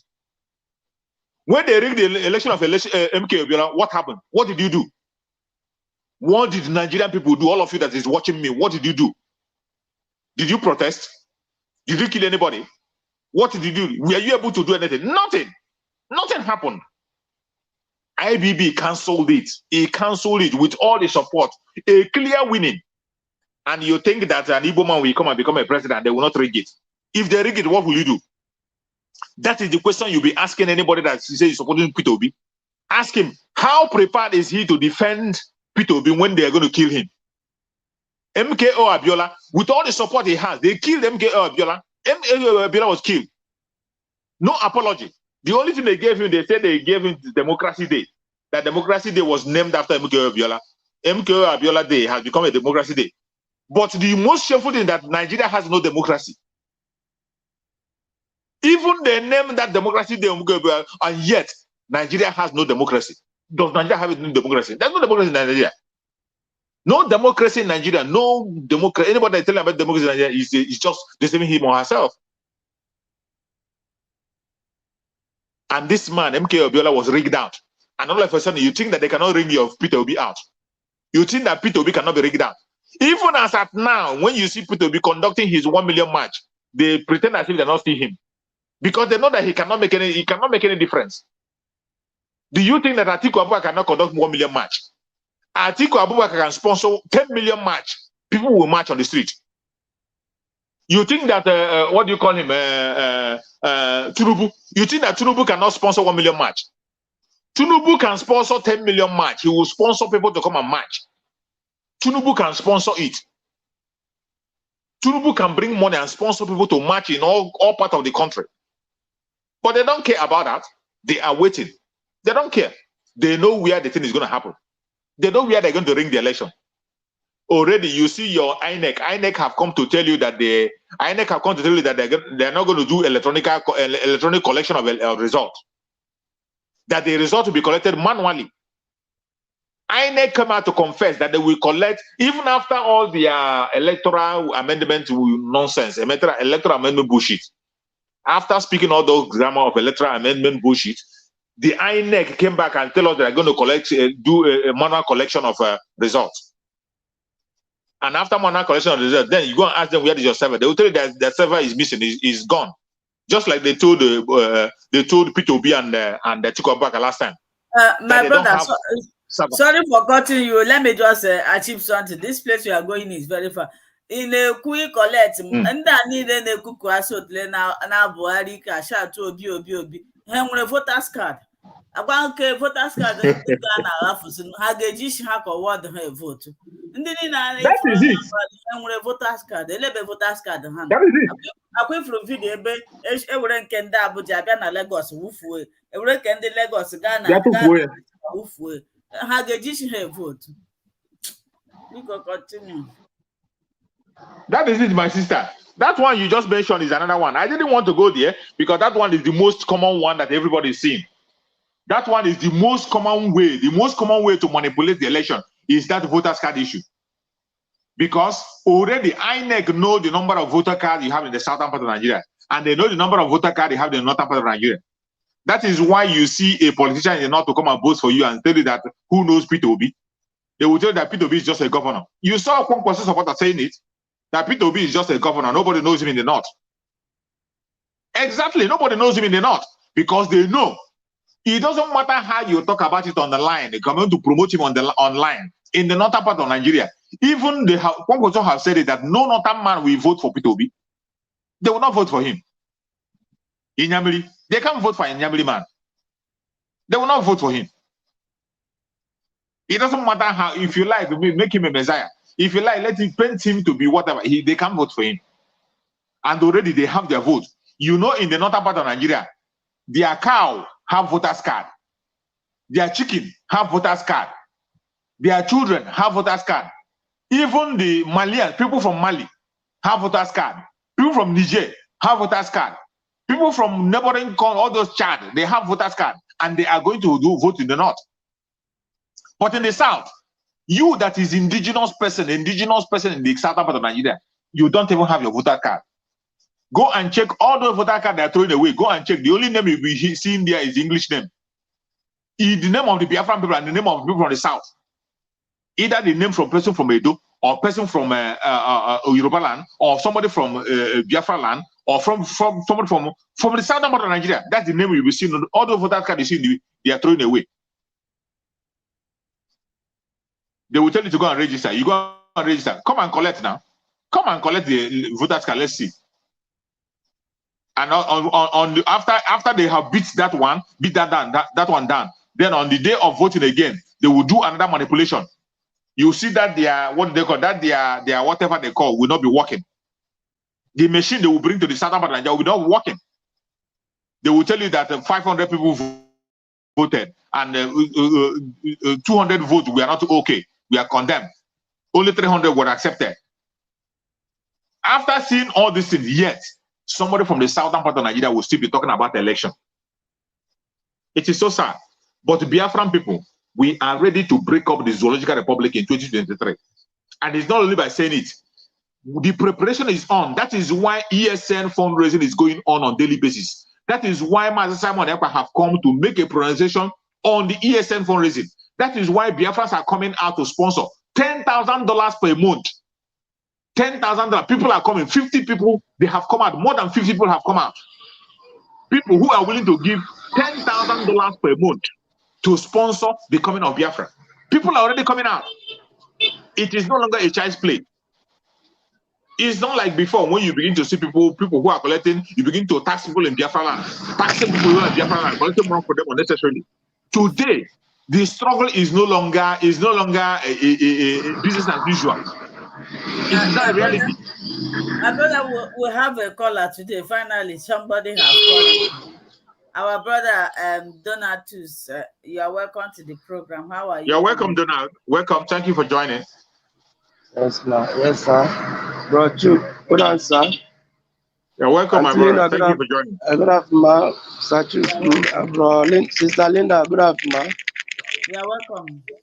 Happy to meet you people. I've been following. Only that I've been trying to enter the mainstream here, but I've not been able. But thank God that I later enter. Okay. Just a question of Linda. I want to say something on this issue.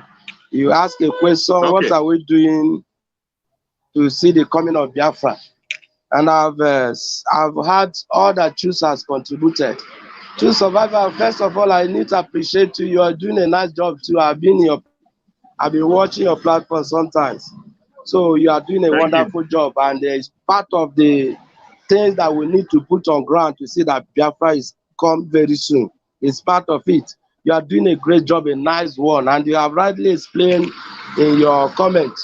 Everything is nice. You said well and well narrated. And for those that have ears to hear. Thank you so much. But one thing I want to say here, the coming of Biafra is a collective responsibility that everybody must be involved. Just as you people are doing your of the work job, everybody within in our country, because I'm calling from the Zoological Republic. So those that are outside are doing a nice job. We that are here need to join hands together to do the work. It's not it's not one person's responsibility. It's not none they can only responsibility to see the coming of Biafra. It's our collective responsibility. We are owing it as a responsibility on every one of us.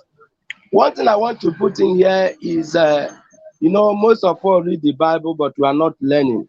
We are not understanding what the Bible is saying. There's a place in the Bible says that ever learning and never be able to come to the knowledge of the truth. So we read about the Exodus. We talk about how Moses carried the children of Israelites out of Egypt into the promised land. We read all those things, but we are still, some of us are joining all those daughter Koreans and Abarians to fight Moses of our time in the person of Mazi Nnamdi Kanu, our leader. This freedom fighting must be a collective responsibility. Those that didn't join Moses to fight for the freedom, that are attacking Moses here and there, none of them go scot-free. All of them were punished. Most of them didn't enter the promised land because of their attitude towards the man that God is using in den of old. So all of them collected their reward. They were destruction befell all of them, most of them. Only those who totally put their hands on the plow with Moses, and they were walking hitherto, just as you people are doing. Joshua and Caleb, they are the only one that made it at the end, and they received the reward of in the land that is flowing with milk and honey. The same is beckoning, or God is beckoning on us to put hands together, not to speak against the man God is using, or anybody who is a lover of freedom among us. Just like some people are talking against Simon Ekpa, trying to criticize him and trying to bring him down. So none of them are going to go scot-free. But I adjure you to keep it up, what you're doing. God must surely reward you. And you never die. All of you will enter the promised land. I think you understand what I'm saying. So all of us will make it. I think all of us must put on and make sure that we work to see that Biafra is restored. One thing we are doing, what you are doing is part of.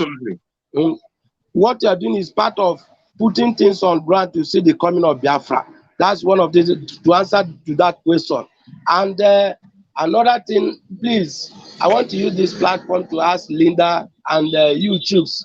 I've been trying to reach out to Simon Ekpa because I don't want just to be contributing money.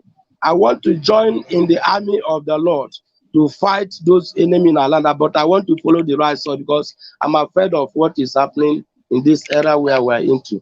So So I want to get Simon Ekpa's direct connection so that I will be able. I want to be involved in the army. I want to be involved in fighting the just cause. It's our responsibility. Please, that's what I want to use this platform to ask for. Okay. Have you been able to call into his program? Yes, but at times it doesn't. I don't normally get his mainstream media. Only WhatsApp number, and most of the time those WhatsApp number will always be jam packed. So I doesn't reach him all the time. I never even got him on the line. That's the problem I'm having.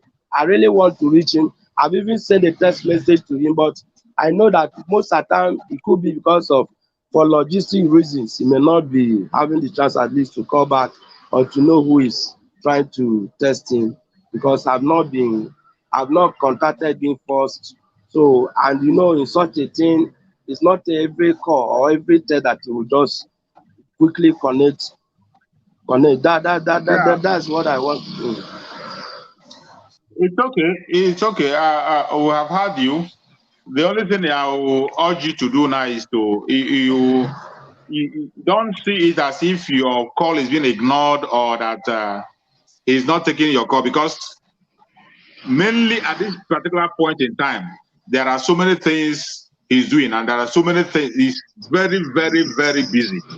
Very busy. It's very difficult to reach him at this particular point in time. Very busy. The only time he can be lucky to give him is on that program. Whenever his program, if he opens a line, once he leaves that line, and go out, for you to get him privately, it is difficult. It's difficult. But what the only thing I will ask now, if you can leave your number, if you can drop your number, you can send a private message. Send a private message, drop your number, so that we can see what we can be able to do, so that you can be reached. Okay, sir. Okay, sir. You can send, there is a WhatsApp number there. You can send a private message in that WhatsApp number. But I tell you, to get Simon Ekpa now is very, very difficult. Even if you give the number, for him to pick your call is another problem. Just like you reaching Mazen Nandi Kano. Because like my brother Chief Survivor said, he's very busy. And even myself, sometimes people send message in that I don't open that line. I only open it when I have time. So that is the way it is with Simon Ekpa. He has a lot of things going on. So and I will also indulge you to continue to try him, especially if you want to get him, is when he's live. Anytime he drop number, make sure that you are the first person there. You'll be able to get him. That is the fastest way of getting him. So thank you for your wonderful contribution, and I pray that you stay safe, because that place itself is not safe. So we are not afraid of it. I'm courageous. I'm not afraid of anybody. I'm even Nandekan will be in this place, in that dungeon, because of us. So even if I die, I'm not taking it as anything. I only see it as a part of sacrifice that I need to pay for making sure that Biafra is on the ground. But then one needs to be careful. At least you need to be alive to witness what you are fighting for, right? You still need to be careful, because even if you are not living for yourself, you are living for other people. Your mother is there looking up to you, your wife and your brothers and sisters, they are there for you. So we still need to be careful in all that we do. Okay. My brother, you will be reached. You will be reached. Okay. You'll be reached. I appreciate your courage and your effort. But you see, your courage and effort, I really appreciate it. That is what Biafrans are. When you see people who are genuine agitators and people who are genuine for the struggle, you don't need the prophet to tell you before you know that. In as much as Mazen Nanikan have put a lot of things on the ground, Mazen Nanikan gave so many instructions while he was with us, mainly for our brothers, those of you in Biafra land. Those of you in Biafra land, there are so many restrictions that Mazen Nanikan have put for security reasons. For security reasons, because we all have to move into Biafra alive. We want to try and make sure we save as many people as possible. There are so many restrictions that Mazen Nanikan put while he was with us. for people who are in Biafra land. I appreciate your effort you make it, and you will be definitely reached. Just like my sister has said, try and make sure you get in touch. I know it's not easy to be calling all the way from Biafra land, and the time factors also.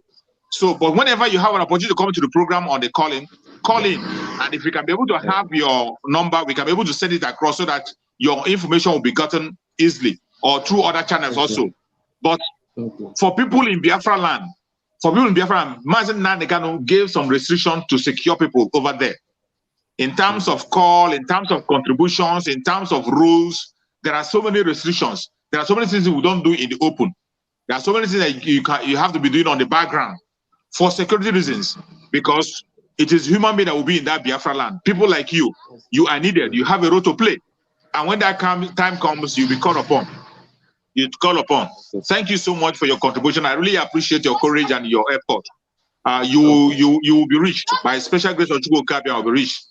Just stay safe. Sir. Okay, sir. I appreciate, sir. Congratulations. Okay, thank you so much. So we are moving forward. The next topic we are going to look at is how Niger Delta militant they raise against Asari Dokubo. And one thing again is why? Can you tell me the reason why they employ this the leader of what do you call it? Niger Delta militant Tampolo. Where do they give them job? And why is now Niger Delta militant rising against Asari Dokubo? Before we continue, we'll have our brother here, Gift Smith. Oh, we lost him. So why do you think that the Nigerian government gave him security, pipeline security like Asari? Does it mean that Asari is no longer functioning the way they want? Or maybe what is their intention, and why did the Niger Delta militant rising against Asari Dokubo? You know, that is why some of the things that happen, some of the things that you are seeing today, they are the things that are pointing to the coming of Biafra. Biafra's struggle is no longer something that you hide under the cupboard. It is in the open. You cannot do anything in the secret today and remain secret. If you want to fight for Biafra today, you must come out openly and people will see you that you are fighting for Biafra. No more fighting on the background. No more collecting money and collecting bribery and whatever. It doesn't happen anymore. You can't fight on the background. The Biafran struggle today is on autopilot. And when we are talking about autopilot is Chukwu Okike using people from different angles. Even when you will not even know. Sometimes you won't even know that Chukwu Okike is using you to fight the battle. You won't even know. That is what is happening to Osare Dokubo. Osare Dokubo has never been a real fighter of Biafra. He has always had his own agenda. Right from the onset, he has always been fighting for his own personal, even when he was fighting as a militant. When he was fighting as a militant, he wasn't fighting for his people. He was not fighting for the job people. He was not fighting for his job people. He was fighting for his own selfish interest, for his own personal self, for his own personal glory. But due to that time, nobody was paying attention. Nobody was paying attention. He captured the whole places.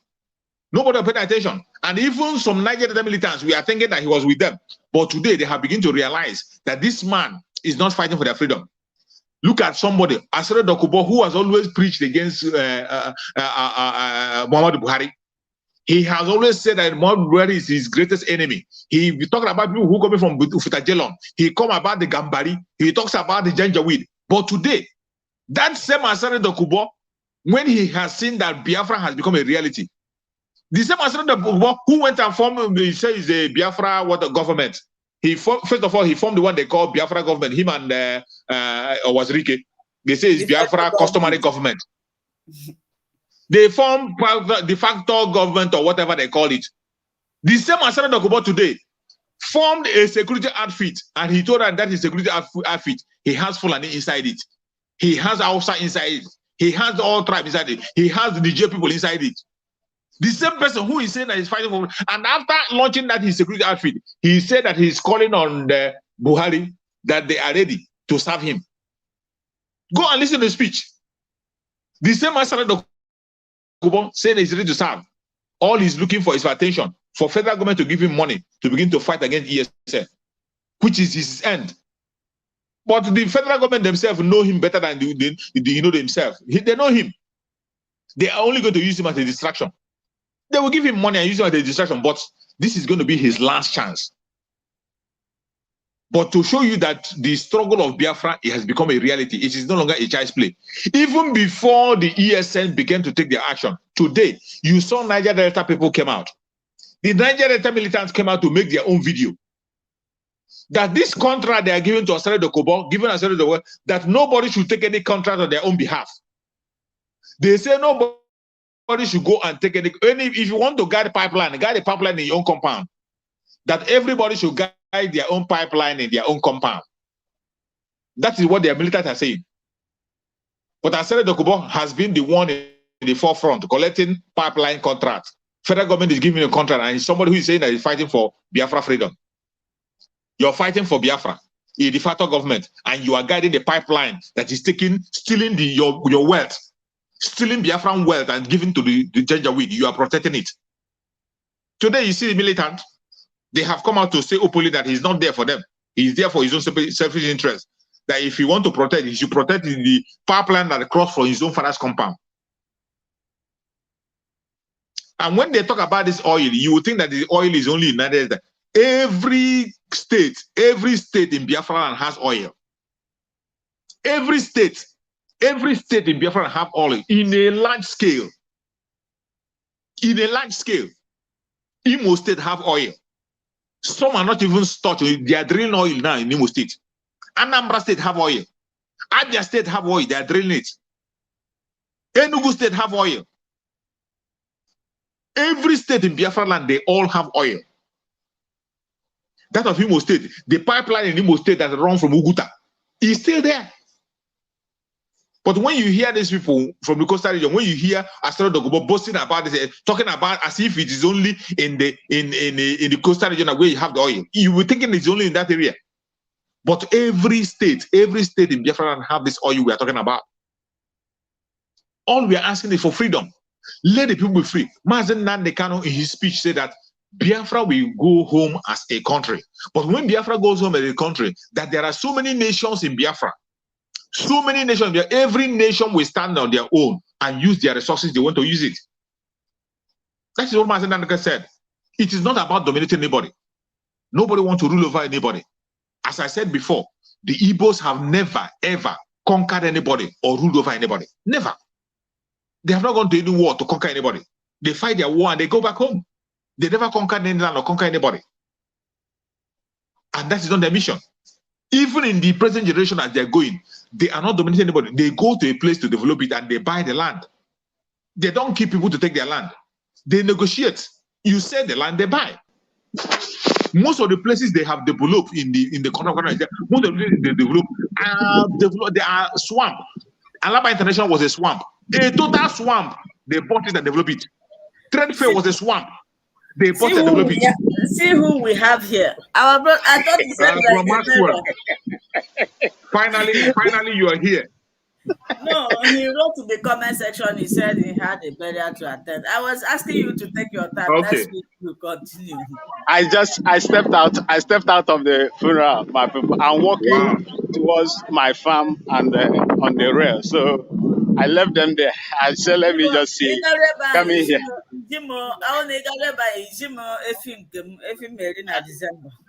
I got fed up with myself. I don't know. Okay. How? My sister, good afternoon. Brother Chicks. Welcome, my brother. Welcome. Good afternoon. Welcome. Yes, sir. You're welcome. Yes, sir. Thank you.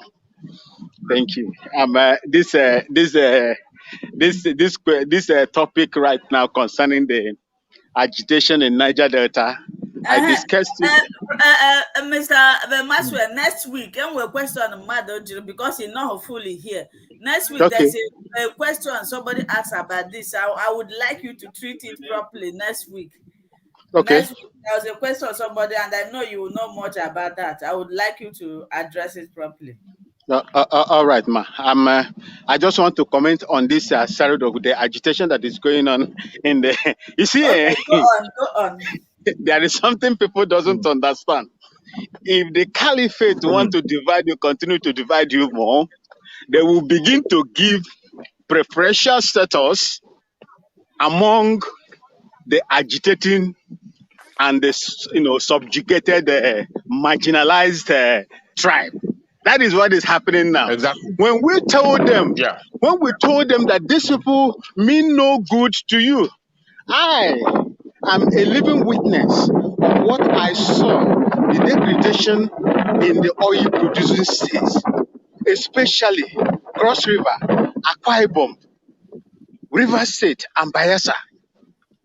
I spent 2 years, 2 months on that Gulf of Guinea that harbors most of the oil rigs. That's right. In that country. You see, so I will tell you firsthand, and any other person that is here that has witnessed how these people have been marginalized from the time they discovered oil, crude oil in commercial quantity in Olobri, 1958.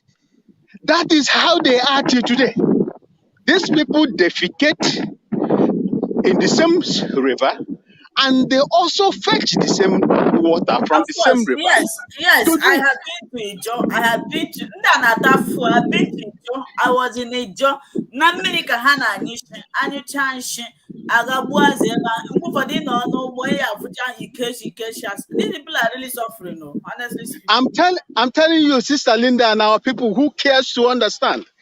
When you see, when Mazen Namdekan was telling them, look, it will affect you. The people that are supposed to be agitating for Biafra with all alacrity, with vim, they are the ones that are lacking behind. Their cousins, who has been on the forefront, they started killing their cousins, the Igbo-speaking Biafrans, before independence, because of their attitude and the resilience nature of say, I don't want you to intimidate me. I need an enabling environment to unleash the potentials God has given to me. But these people, they said no. When Asari Dakubo started, they gave him giddy, giddy, giddy, giddy, giddy, giddy. They called him. They give him some small change. Boom, he took him for inside in pocket. Like himself, what they do? He took him inside in pocket. He ran to Benin Republic. He went there and built an international school. He did not even build that school where his own people will benefit from.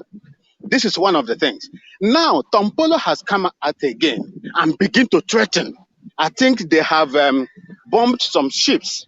I know in that area, that Gulf of Guinea. They bombed some ships over there. Now, the federal government has seen that the revenue from the oil is dwindling. The amount the OPEC gave them, to produce is dwindling because of those attacks. People are now afraid. People are afraid to go in there because of the attacks. They now look for someone again that they are going to put in. They now give 4 billion naira contracts, surveillance security to Tampolo. Is it not the same Tampolo that they say it was wanted before, my people? Is it not the same Tampolo that they said it was wanted and he ran away? How did they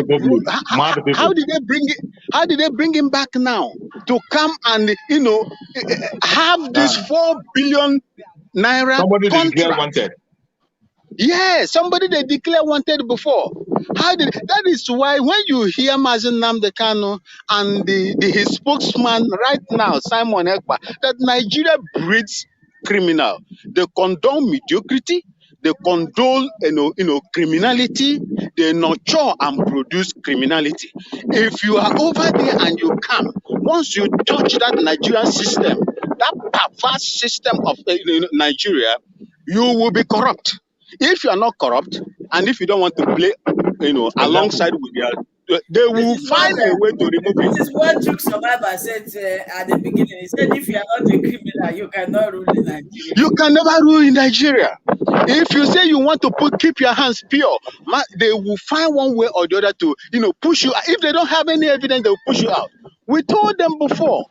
This thing that they do unto Igbo people will come to you. When you tell them, they will tell you, say, oh, we are the minority. We are South-South. And when you begin to tell them, where is South-South in the cardinal points? You can't say it. And whatever that you are supporting today is affecting your cousins in the hinterland. So try as much. They refuse. They will collect money. They will begin to join them. They will collect money. They join them. Now they have spoken. These ones have spoken. What will happen now is that, to continue for the oil to flow, then the government they will advise the government to settle those people too. And that is how they will continue to settle. That's how they will continue to settle, creating multiple problems in different forms. Nigeria is creating multiple problems for themselves. Look, let me tell you, mark what I'm going to tell you today. There is no how you will arm somebody, and that person has mastered how to use it just like us. In fact, let me tell you what people doesn't know about handling of weapons. Once you begin to handle weapon, like my own experience, if there is no war, we'll be asking for war. We'll be asking for war. That is how it is. That is how, let me just say, addictive it is. If you don't see anything to fire, any attack, you start firing lizards. You start firing lizards, using one bullet to fire lizards. You want to put your knowledge to work. You put your knowledge to work. Exactly. This is how it is. These people that they have been arming now, another group will come up. Look, let me tell you, it is good that they are doing it. Let them do it. And by the time it begin to holler, by the time it begin to shake, everybody, everywhere go shake. There will be no place for them to remain. And those of us that have been in this agitation and speaking out will find a way to protect ourselves. Our people have been protecting ourselves, and when the time comes, by the grace of God, if need be, they will call them out of the bush. And me, I will volunteer to come and support my mother's hometown. Thank you, my people. I have to go back. I am on top of the rail. Down there is just where my Thank you so much. We appreciate your contribution. This shows that Biafra spirits have entered. In fact, your name is I tell you that he's a Biafran. Maxwell is a Biafran, not people. Maxwell is a full-blooded Biafran man. He's a full-blooded Biafran. Because kam kelee ndị Biafra niile na ụmụ Igbo niile n'asụsụ Igbo. Chineke gọzie unu ụmụnne m na ụmụnna m. Ọ ya adịla unu na mma. Ekwesị ama bịakwute unu. Mana Chineke ga-agọzi unu n'otu n'otu. N'ihe ọ na-etinye n'aka gị, ọ ga-aga n'ilu. Ekele dịrị unu. Ekele dịrị unu. Bye bye. Okay. Bye-bye. Thank you so much. We are happy to see you. Thank you. So my brother took survivor. Where were we? So, but where were you? Where were we? Before? Yeah, we are talking about the Niger Delta people now. The Niger Delta issue. I was shocked when I saw the video. I was in Ejo when I was about how many years old? I was there. The way it functioned there during the day like this, you will see the part of the water will dry up, but around 4 o'clock in the evening, you will see the water coming back. And when the water comes, the water will cover everywhere. These people do not, except those people living in Warri, these people do not have any dry land. They only have some dry land in the morning. When the water dries up, then towards the evening, you will see the water coming back. How do they feed? They go to the water side, they catch fish. When you want to defecate, you go there. When you want to urinate, you go there, and the same water, they drink it. When you test the water tastes salty. And these people are supposed to be on top of this agitation. At least, if you go to England, Netherlands is almost covered with water, but you hardly notice. When development comes, there is a way that they can construct the way that people can still walk, live comfortable. Some of the way, I don't know, maybe if you have not been to all this coastal region, you will not understand how people are suffering. They sleep in water. When there is flow, the water can come inside your room. They build something like a stick. But and this time around that they are collecting oil from that place, their water is polluted. They can't see, the fish are dying. You will see fish in the water. These are the people that are supposed to be on top of this game, if not for anything, to construct a very good living and roads for them. But no. Well, I don't know if you still have something to say. I don't know if you still have something to say before we'll have one topic to treat before we round up for today's program. It's so pathetic, my sister, you know. Well, you see, this Biafra issue, this freedom, when we talk about this freedom, you see, some people, when they see the way Biafrans are talking about freedom, they will be thinking that maybe we are saying it out of hatred, they are even the one that are going to benefit more. Mm-hmm. The struggle that Mazin Nandekano is starting, Mazin Nandekano is not fighting for Biafran people alone. He's not fighting for Igbo people alone. He's not fighting for Biafran people alone. He's not even fighting for only Southerners. He's fighting for every indigenous tribe. And when we become free, when Biafra become free, it's going to affect everybody. You see, when we are talking about freedom, even when you look at it, if you look at Nigeria the way it is, if you look at Nigeria, Igbos are not the ones suffering the most. They are not the ones suffering the most. When you talk about improvement, talk about wealth, talk about the economy is in their hand. They are even doing much more better than every other person. But we cannot say because we are doing better, then we allow our right to be taken away from us. That is not how it's been done. You cannot say because you are doing better, you allow your own right. Something that belongs to you, somebody will take it away from your own eyes. It doesn't work that way. Every single post that we attend today, it is by hard work. Every single post people from the southern part of Nigeria attend is by their hard work. Look at education. In education, for somebody to be educated in the southern part of Nigeria, he must have to pass through these whole stages. Nothing like promotion. You must have to pass through the whole stages and pass your result very, very well. Including those who studied abroad. Many people in Biafra land today, many people, they sponsor themselves in school. Parents sponsor themselves. Parents train their children. Nobody help them to train. Nobody give free education anywhere in the north, in the southern part of Nigeria, in Biafra land. No free education anywhere. But in the north, they are enjoying free education. The only thing you need to do in the north, just say you want to study. They will sponsor you up to any level you want to go and study, even with your dull brain. With your empty brain, they will make sure they push you until you finish. But in the southern part of Nigeria, mainly in Biafra, where you have brilliant people, you will see a lot of brilliant people, even after going to the university and coming out, they'll be riding Okada. No job opportunity for them. After sacrificing all, parents will sweat and train their own children, no, without any help from anybody. And our politicians are not helping the matters. Every single politician in Biafra land is the worst. The worst politician you have in Nigeria, they are from Biafra land. The worst politicians you have in that country, Nigeria, they are from Biafra land. These are a bunch of criminals, bunch of fraudsters, bunch of clowns who doesn't have anything to offer to you. And you are still promoting them and supporting them in election.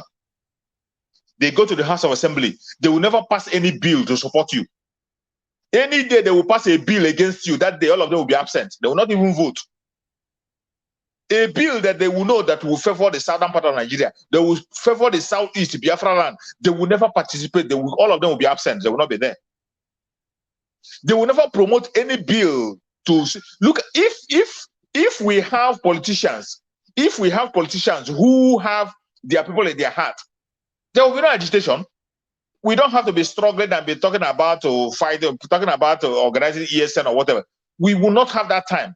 Mazin Nandeka will not be languishing in jail if we have politicians. If we have the kind of politicians they have in the southwest, Mazin Nandeka will not be in jail. He will not be facing the challenges he's facing.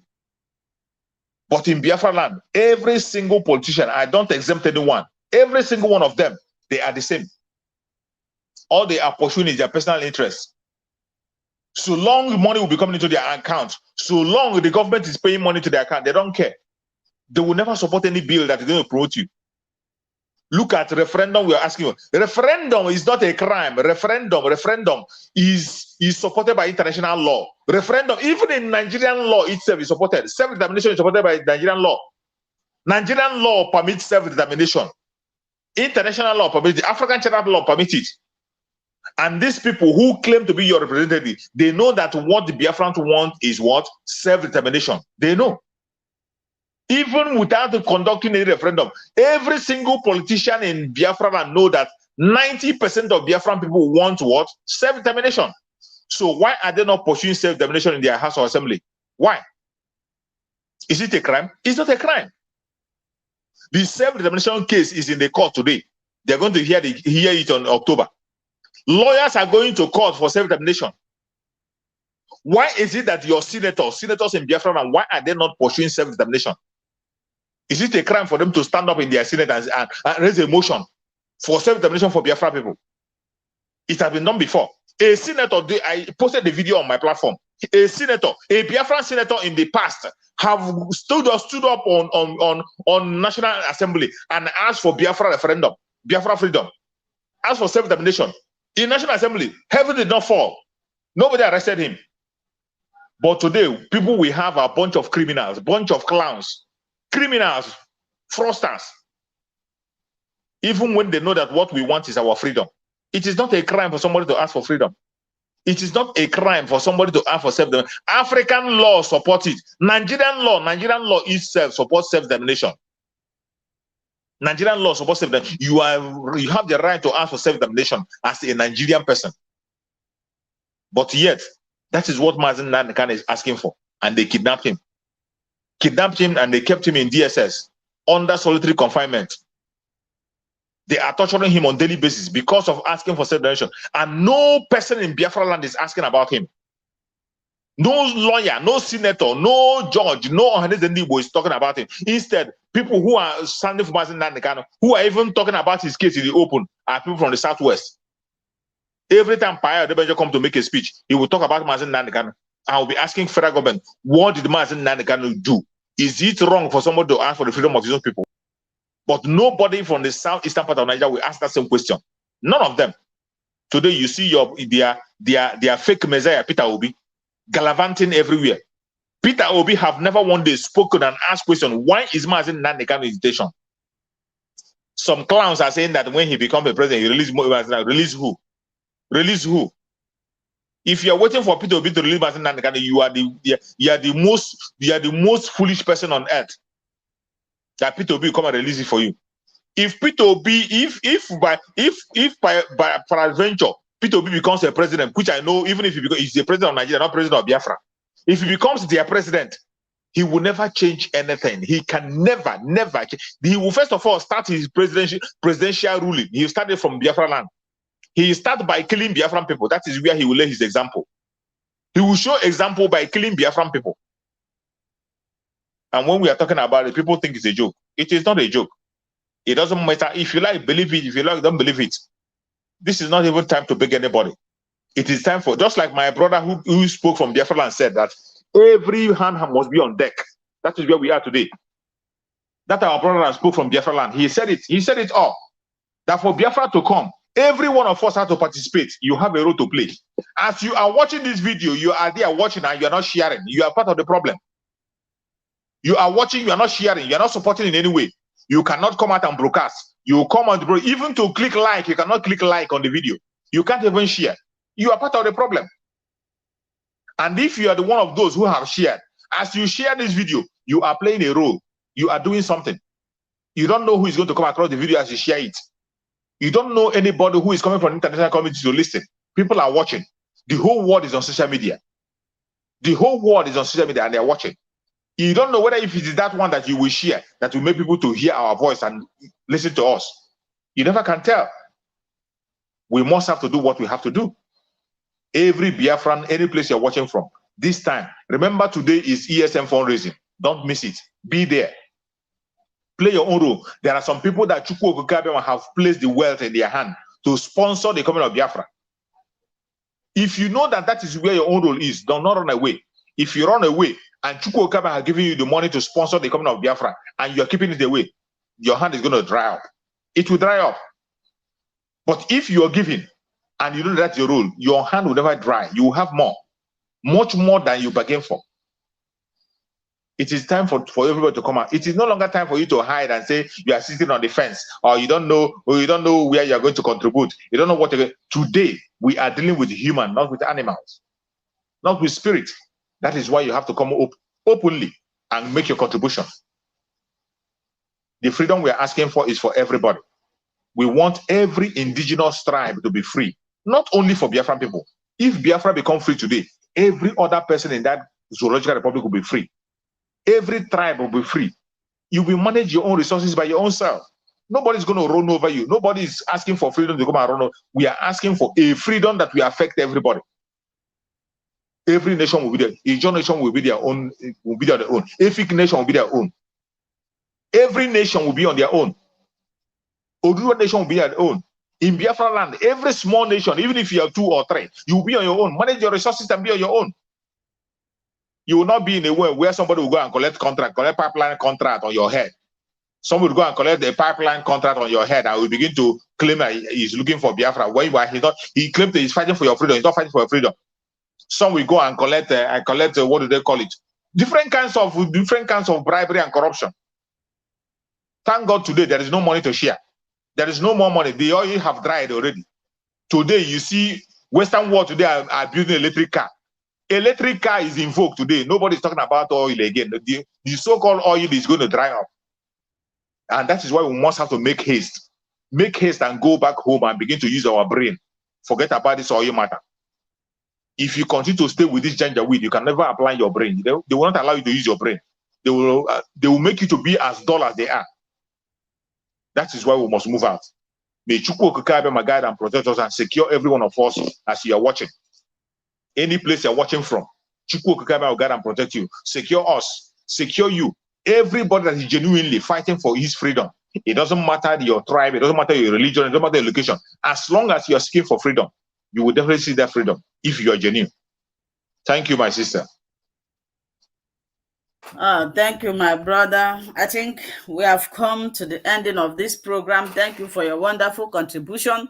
If you are joining us for the first time, please hit on that red button that says subscribe and share this program. Yes, if you cannot come out to broadcast, you have the right to share. Nobody will, it doesn't cost you anything.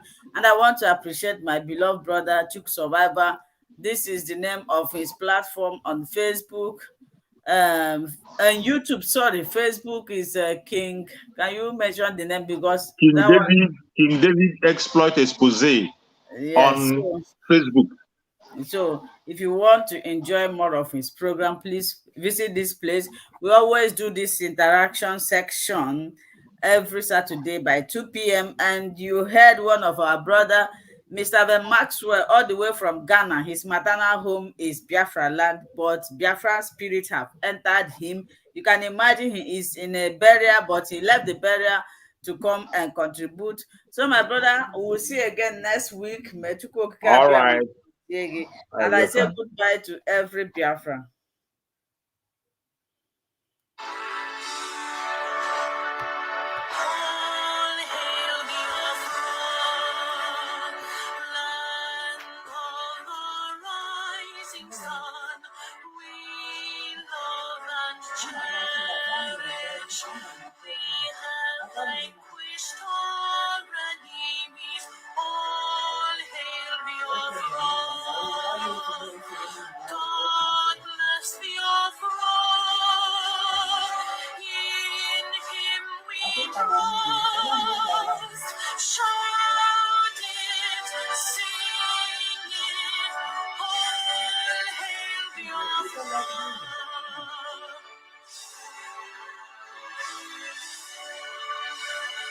God bless Biafra. We have emerged triumphant from all our foes. Through the crucible unscathed, we passed victorious. Our trumpets pealing, our glorious song, play it, sing it, all hail Biafra.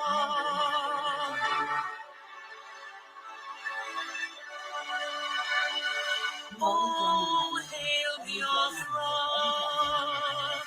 We shall always remember all that